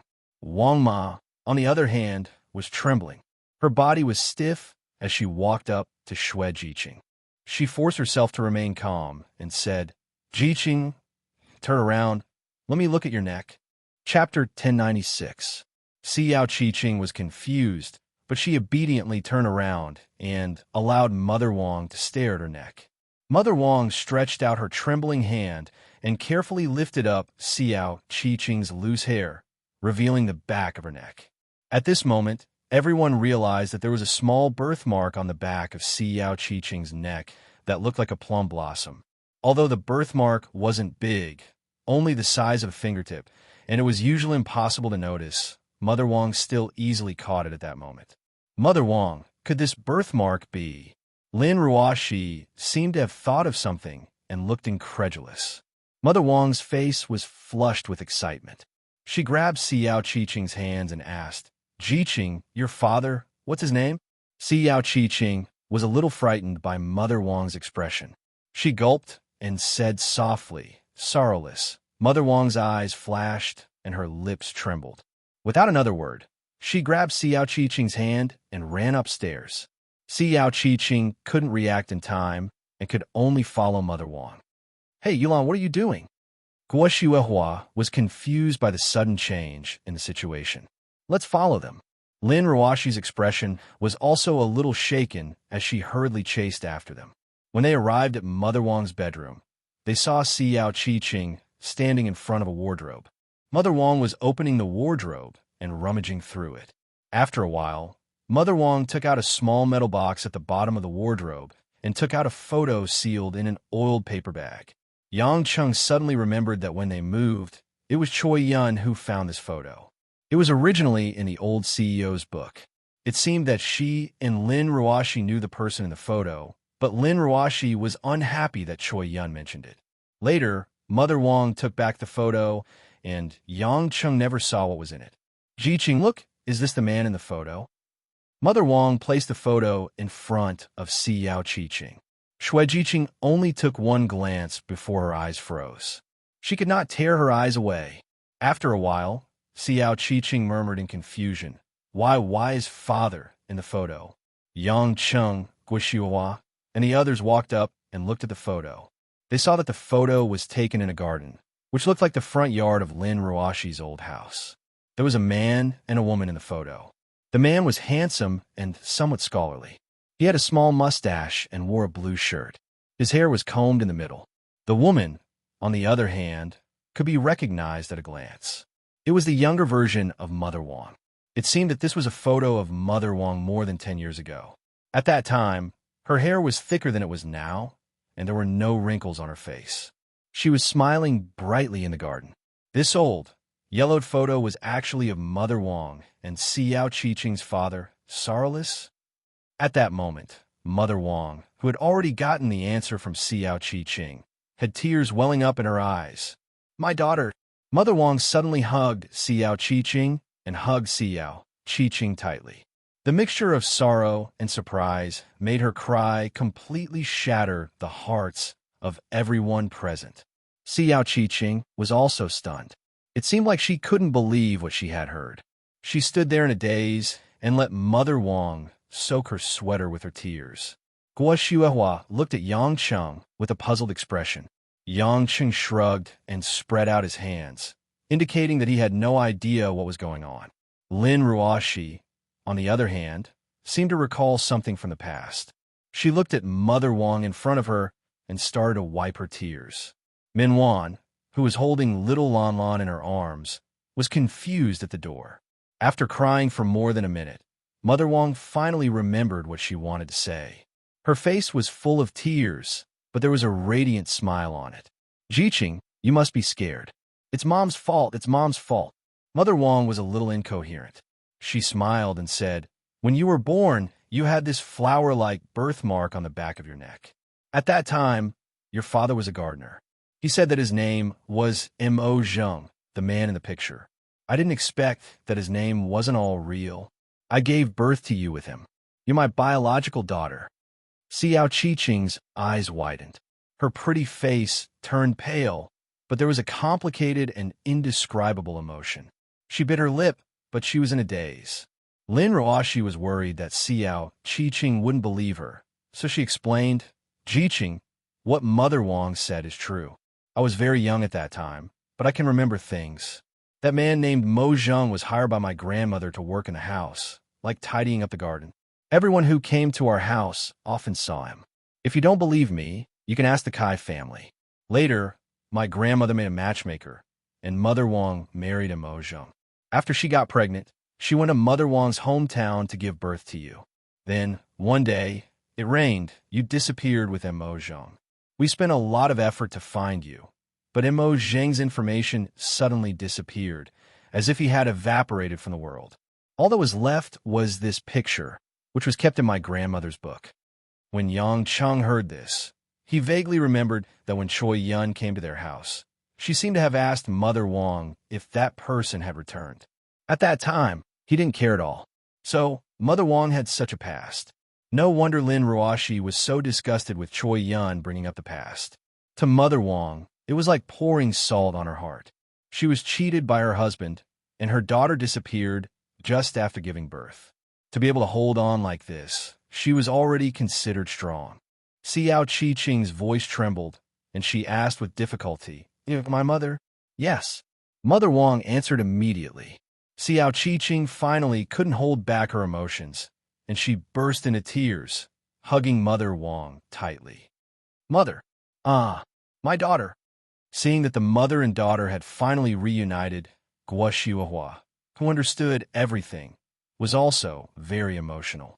She wiped away the tears at the corner of her eyes, and a happy smile appeared on her face. What a surprise! So Jiqing is Yulan's long-lost daughter. How can a mother-daughter relationship be so easily broken? It's connected by blood. As Guo Shuihua spoke, she looked at Yang Cheng and patted Yang Cheng's back. "Well done." Yang Cheng was also very emotional. He had reunited with the Yang family, and he didn't expect that he would bring back Mother Wang's daughter from America. Why else would it be said that it was God's will? Mother Wang and Xiao Qiqing hugged each other for a while, crying and laughing at the same time before they separated. Mother Wang quickly grabbed her daughter's hand and ran to the large wardrobe on the other side. Under everyone's puzzled gaze, Mother Wang opened the wardrobe, and everyone was stunned. They saw that the entire wardrobe was filled with women's shoes. There were all kinds of women's shoes, big and small, and they were neatly arranged. There were at least 100 pairs, and they were all brand new. Mother Wang held her daughter's hand tightly and said happily, "Jiqing, look, these are the shoes I bought for you. Although you're missing, I believe that you'll come back to me one day. Every year when it's your birthday, I think about how big my daughter's feet should be and what size shoes she should wear. I'll match the styles of the year according to the seasons, and I'll get someone to make the best shoes for you. Look, this is for you when you go to kindergarten. This red pair, I want you to wear dancing shoes in elementary school. And this pair, I thought that you'd be going through puberty in middle school, so I made them a few sizes bigger. Here are the 4 pairs I just bought for you this year. Do you like them? Don't you think they're a little old-fashioned? I don't know if you like high heels or flat shoes, and I don't even know how tall my daughter is." Watching Mother Wang take out different pairs of shoes for Xiao Qiqing of different ages, everyone seemed to see a scene of Mother Wang looking at these empty new shoes in the middle of the night, missing her daughter. Xiao Qiqing's heart was completely melted, and she could no longer hear what Mother Wang was saying. She covered her mouth, trying her best to hold back her sobs. Yangqing finally understood why Mother Wang went to buy shoes, and why Yin, the shoe seller, hoped that Mother Wang would stop buying shoes one day. Every time she bought shoes, it was undoubtedly a form of mental torture for Mother Wang. It was a kind of longing, but illusory hope. Silently, Xiao Qiqing reached into the wardrobe and took out a pair of leather shoes she bought this year. Wiping away her tears, she smiled sweetly at Mother Wang. "Mom, I like this pair. Let me wear it for you." "Yes." Mother Wang nodded vigorously, pursing her lips into a smile, her eyes sparkling with happiness. Chapter 1097. Xiao Qiqing stayed in Mother Wang's bedroom for nearly half an hour before she finished trying on shoes. She wore almost all the shoes that fit her feet. Seeing that the mother and daughter were so happy, no one interrupted them. Guo Shuihua and Lin Ruoxi even went up to comment. In the end, it was Lan Lan who pulled Guo Shuihua's hand and said in a childish voice, "Grandma, Lan Lan is hungry." Being reminded by the child, everyone remembered that they hadn't had dinner yet. Mother Wang and Xiao Qiqing naturally had endless things to talk about, so they went downstairs to eat and talk. After dinner, everyone sat around the sofa and talked about the sad things in the past. Mother Wang was naturally furious and hated Sorrowless. It was not easy to explain Xiao Qiqing's background and the things she had experienced over the years. Especially for Mother Wang, there were many things that she had never thought about. According to Xiao Qiqing's speculation, Sorrowless should have come to the mortal world to gain experience like many descendants of the hidden families. Most of these descendants were still at the early stage of the Khanate realm, so they would not be in danger in the secular world. Moreover, they were still a distance away from the deity transformation realm, so it was easier for them to feel the vicissitudes of the world. When the descendants of the ancient families go to the mortal world to gain experience, they can move freely as long as they don't go out of Huaxia circle.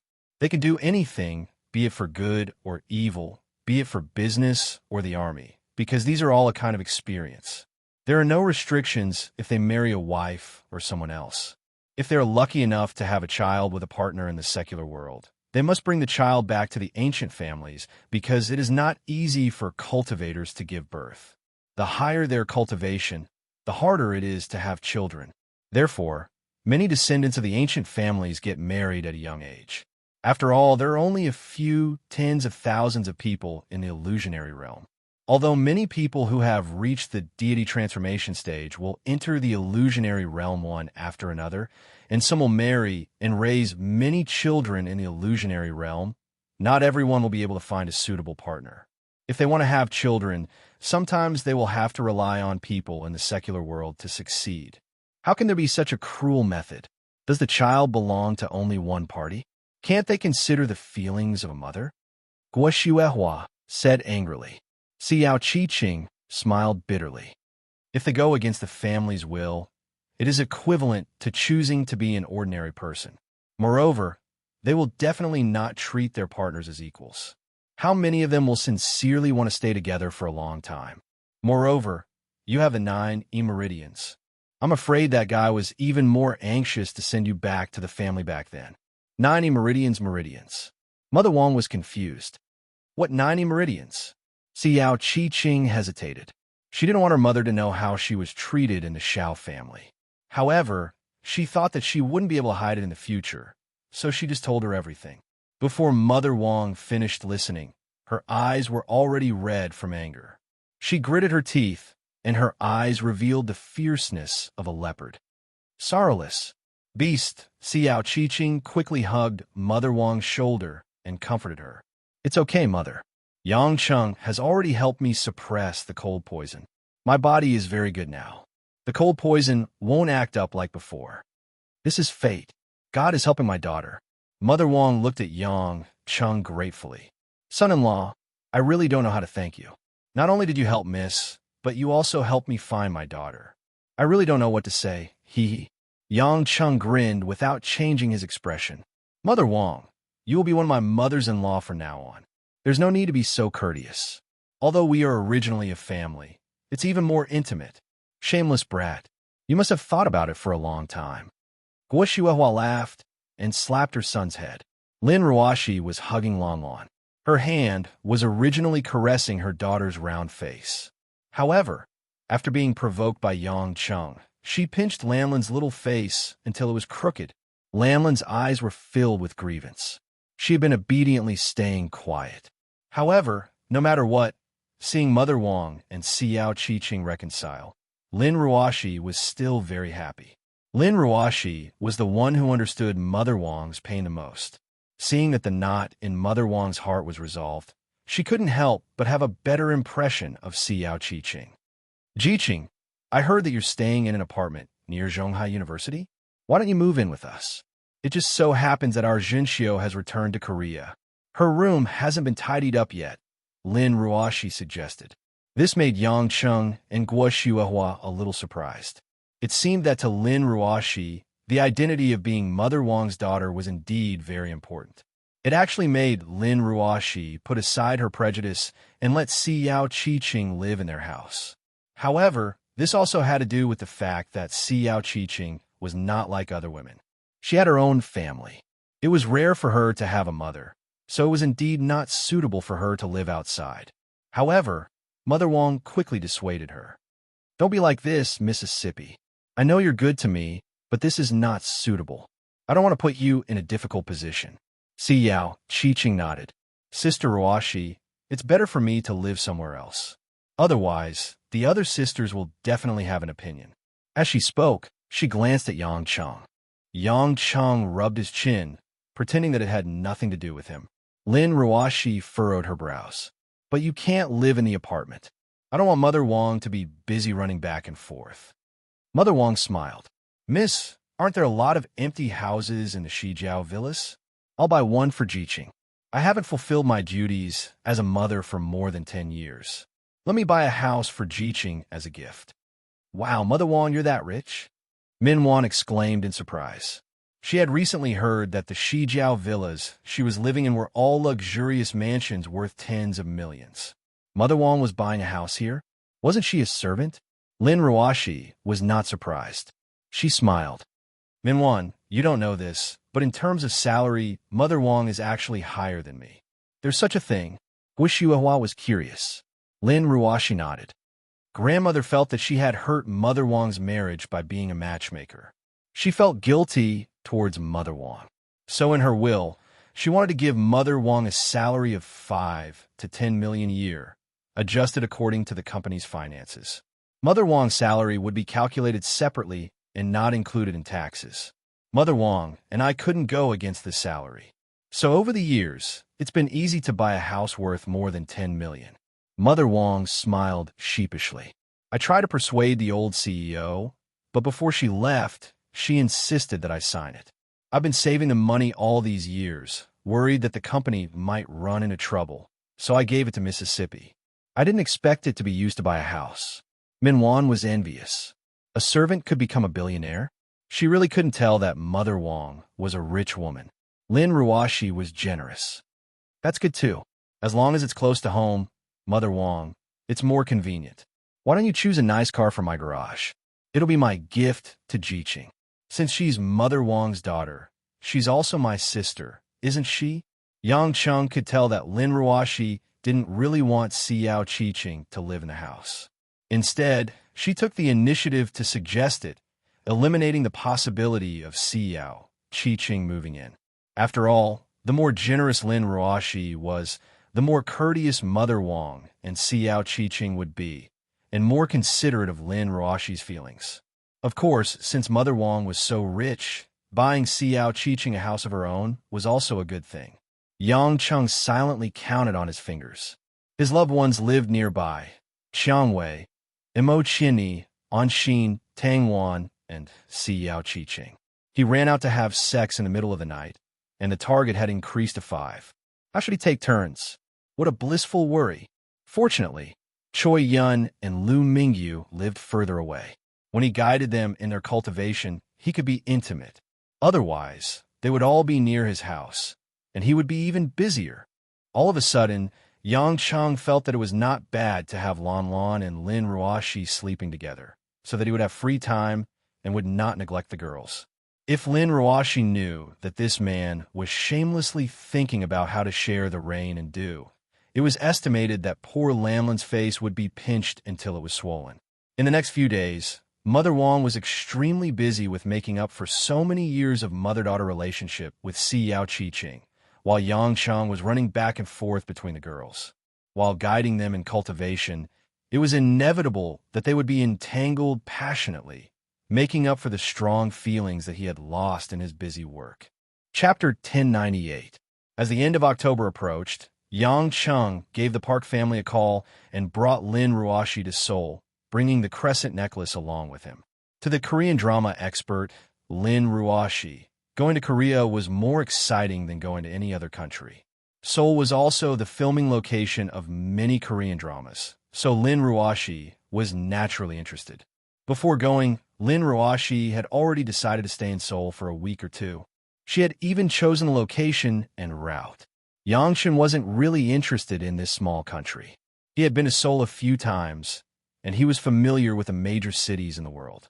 However, the atmosphere in South Korea, where people would bow and kneel for no reason, was tiring for the lazy Yang Chen. Due to the high latitude, the temperature in Seoul was much lower than in Zhonghai. It was so cold that it could condense frost and occasionally snow.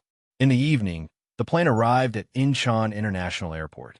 Park Jong-yun was the one who came to pick them up.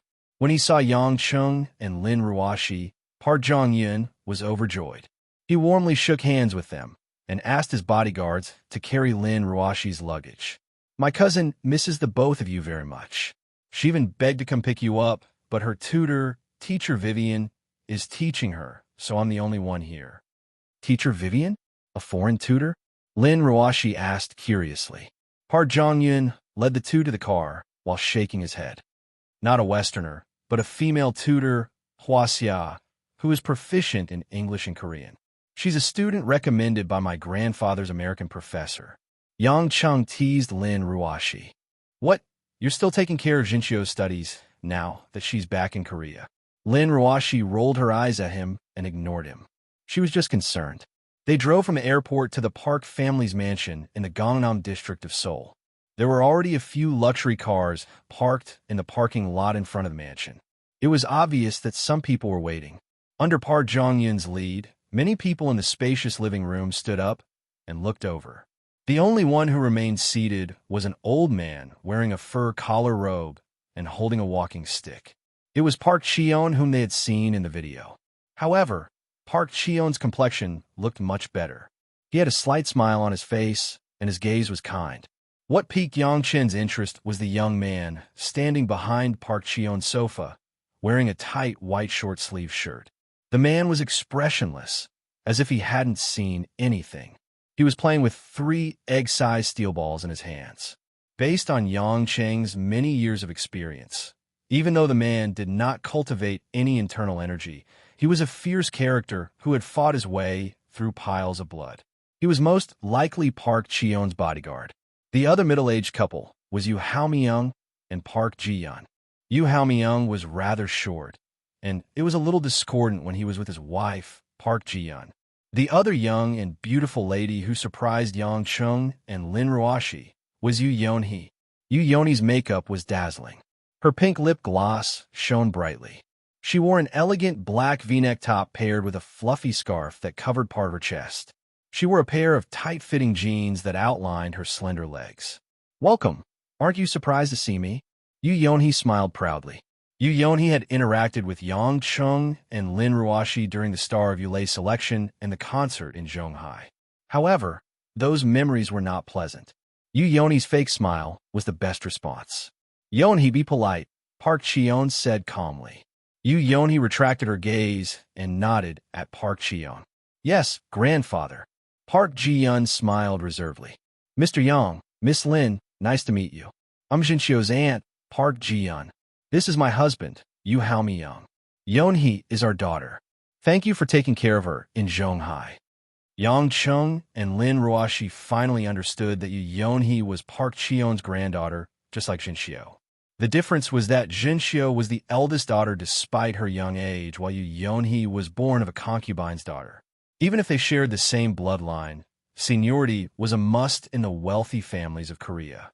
Yang Chung recalled the argument between Yu Yonhee and Park Jong-yun in front of his house. Yu Yonhee must have fallen in love with Park Jong-yun, but weren't they siblings? He couldn't help but feel curious. Park Cheon was inviting the two to take a seat when a familiar cheer came from upstairs. "Brother Yang, Sister Ruoshi." Jinxio, who was wearing a pinkish-white woolen sweater, ran out of the study and down the stairs. It had been a long time since they last met, and Jinxio looked even more beautiful and charming. Her cheeks were especially smooth, and her skin was smooth and tender. Her long black hair draped over her shoulders, and under her close-fitting woolen sweater, her tight, full breasts and slender waist formed a distinct visual impact as she ran. Yang Chung muttered to himself. Once this girl's transnational bloodline was revealed, coupled with good nutrition and nourishment, she looked like a fairy in Korean dramas. Most importantly, she didn't undergo plastic surgery. Be careful, be careful. Don't fall." Park Cheon called out worriedly, his face filled with affection. Yu Yonhee saw her grandfather's gentle attitude towards Jinxio, which was completely different from how he treated her. A trace of disdain flashed across her eyes. Jinxio ran forward with a smile and hugged Yang Chung without any hesitation. She then turned around and hugged Lin Ruoshi, giggling. "You're finally here. I wanted to pick you up, but teacher wouldn't let me. I'm not in the mood to study anymore." Lin Ruoshi missed her too. After all, Jinxio had stayed at home for so many days that they were like family. Lin Ruoshi cupped Jinxio's cheeks tenderly. "It's already dark, and you're still studying?" "Yeah." Jinxio pouted. "Teacher Vivian is very strict, and even grandfather won't help me." Park Cheon laughed heartily. "Grandfather can follow you in everything, but you can't fall behind in your studies. Otherwise, when grandfather is done with you, and you've learned nothing, won't you have tens of thousands of people starving with you?" His words were filled with love for Jinxio. Since everyone was speaking in Korean, Yang Chun translated for Lin Ruoshi. He was so busy that he couldn't be happier. At that moment, a slender figure came down from upstairs. She was wearing a round collar dress with a black trench coat draped over her buttocks. Her fair and round thighs were exposed to the air, adding a touch of sensuality to her intellectuality. Park Jong-yun was the first to notice the figure. He stepped forward and said politely, "Teacher Vivian, thank you for your hard work. Stay and have dinner with us tonight." Vivian smiled reservedly and was about to refuse, but when she saw the two guests standing in the living room, her pretty face was filled with astonishment. Her face turned pale, and her clear eyes were filled with disbelief. Jing. Yang Chen almost didn't recognize the girl in front of him, because the name Vivian and Li Jingjing didn't have any relation at all. Furthermore, Li Jingjing's attire was completely in the avant-garde and bold European style, as if she was a young lady who grew up in the upper class, completely different from the young and inexperienced high school teacher from a year ago. Lin Ruoshi took a while to react. She was pleasantly surprised. "So the teacher Vivian everyone is talking about is you. Jingjing, long time no see." To Lin Ruoshi, Li Jingjing who taught her how to cook and volunteered with her at the orphanage, was the first female friend she got to know after growing up. Although there was some unhappiness between the two because of Zhang Xinlin, Lin Ruoxi didn't think that it was Li Jingjing's fault. It was Zhang Xinlin who took advantage of her when she was at her weakest. Yang Cheng's heart was in turmoil. Many scenes of the past appeared in his mind. When he first returned to Huaxia, he was disheartened, depressed, and lonely. It was after he got to know old Li's family and Li Jingjing that he slowly walked out of the shadow of losing 17. After going through so many things and being separated for a year, he felt as if a lifetime had passed when he saw the girl again. She was still her, just prettier, more mature, and more charming.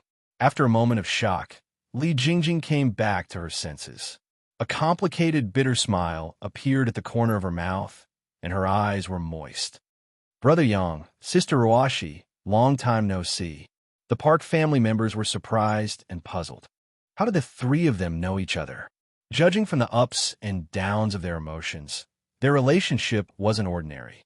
Chapter 1099. President Park Cheon was the first to speak, asking everyone to sit down and have a chat. He then ordered the maids to serve the dishes to Yang Cheng and his wife. Only then did the awkward atmosphere ease. Teacher Vivian, since you're old friends with Mr. Yang and his wife, you must stay for a meal and reminisce about the past. Park Cheon grinned. Li Jingjing did not reject this time. She looked deeply into Yang Cheng's eyes and nodded. Thank you, President. Park Zhongyun's brows furrowed. He could read something he did not wish to see from the way Li Jingjing looked at Yang Cheng. It was a kind of joy, but it was suppressed. And because it was suppressed, it was especially sincere. It was as if a treasure that had been lost for many years had suddenly appeared in front of him. How much did he miss her to have such an impact on others? If Park Zhongyun could sense it, Yang Cheng and Lin Ruoxi could as well. However, Yang Cheng felt helpless. Be it Hui Lin or Li Jingjing, they were both people he dare not touch. Moreover, Lin Ruoxi was still by his side. Lin Ruoxi, on the other hand, felt a sense of crisis. Even if she was happy to see Li Jingjing, it did not mean that she was willing to let her husband rekindle their relationship. Say that they had no feelings for each other? Lin Ruoxi did not believe it. At the same time, she was glad that she came along. Jinxiu, on the other hand, looked at the three of them with curiosity. She had just found out that Huaxia's name was Li Jingjing. She was very curious about her teacher's past. Everyone gathered at the dining table. The maids served exquisite traditional Korean dishes. For a wealthy family like the Park family, hiring a chef from a star-rated hotel was a walk in the park. Mr. Yang, I've invited you and your wife here for two reasons. Firstly, to attend our family's inheritance ceremony on the 11th. Secondly, I would like to trouble you to bring our family's heirloom. Do you have it with you? Park Cheon asked with a smile. Yang Cheng took out the platinum crescent pendant from his pocket. Until now, Yang Cheng still didn't understand what was so special about this pendant.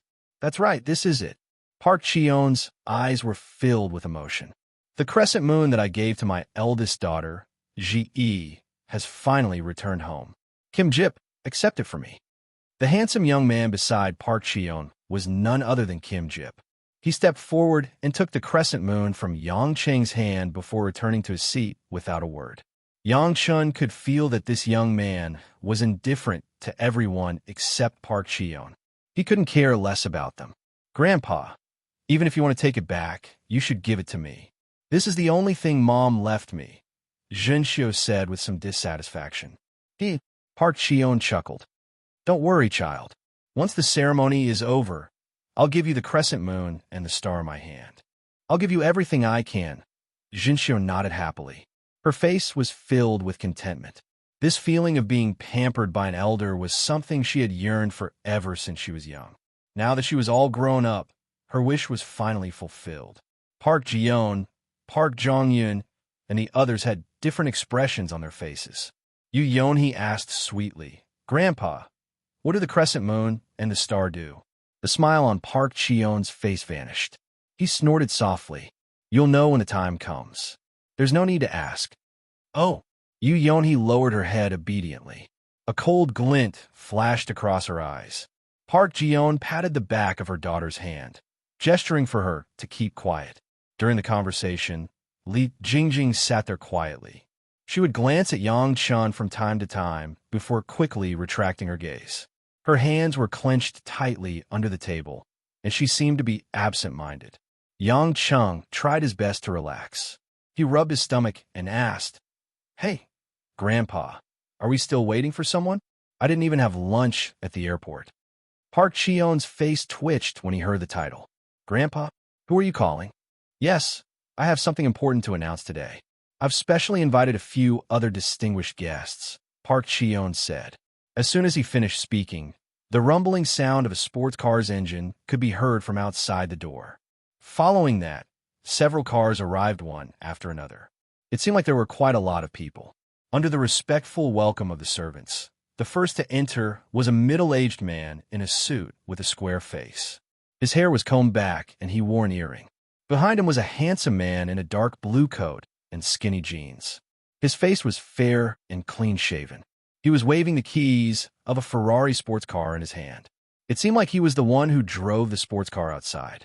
Following behind him was a man in a white suit. His hair was a little gray and he looked to be in his 40s. He wore a pair of gold-rimmed glasses and had a refined demeanor. He was carrying a briefcase in his hand.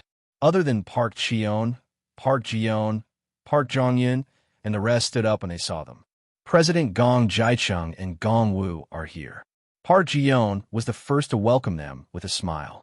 Gong Ji-chung laughed heartily as he greeted them. He then greeted Park Ji-yeon in the manner of a junior. "Uncle Park, please forgive us for being late. Gong Woo and I went to the airport to pick up director Lee Eun-jong, who had just returned to Seoul. That's why we were a little delayed." The man in the white suit, Lee Eun-jong, adjusted his glasses and smiled warmly. "I've heard so much about you, President Park. I'm Lee Eun-jong, a surgeon." Everyone was surprised to hear Lee Eun-jong say that he was a doctor. There was something strange about the banquet. "You're too humble, Director Lee," Gong Ji-chung continued. "Everyone, Director Lee is the pride of the Republic of Korea. Not only is he the honorary director of Seoul University College of Medicine, he's also the honorary consultant of Harvard Medical School's cardiac surgery and hepatobiliary surgery, a core member of the surgical team." The crowd cheered him on while Lee Eun-jong shook his head and waved his hand humbly, smiling from ear to ear. Lin Ruoshi wanted to stand up, but Yang Chung held her back. "Why are you butting in if you don't know him? Can't you see that your husband hasn't gotten up yet?" Lin Ruoshi thought about it and agreed.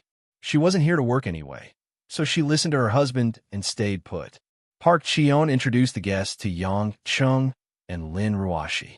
"Mr. Yang, Ms. Lin, you might not be familiar with Hwaseong, but the Gong family is the leading family in the university, medical, and medical equipment industry in the Republic of Korea. They have close collaborations with the European Union and North America. This nephew Gong Ji-chung is the current family head, and Gong Woo is his son." Gong Ji-chung and Gong Woo's gaze fell on Yang Chung and his wife, especially on Lin Ruoshi. They paused for 2 to 3 seconds. "These two, are they Hwaseong's friends?" Gong Ji-chung asked haughtily, as if he was particularly confident in facing Hwaseong's guests. "Let me introduce them." Park Jong-yeon smiled. "This is Ms. Lin Ruoshi, the CEO of Hwaseong's Ulay International Group. Beside her is her husband, Yang Chung. Both of them are my cousin Jinxio's benefactors in Hwaseong." "Ulay International? Is that Hwaseong's clothing company?" Gong Woo asked with a grin, his tone full of disdain. The Gong family was a giant in the medical and education industry. Not to mention an inexperienced fashion company like Ulay International. Even European and American brands like Louis Vuitton and Hermes were not worthy of their attention. After all, people could choose not to wear branded clothes, but they could not go to school or see a doctor.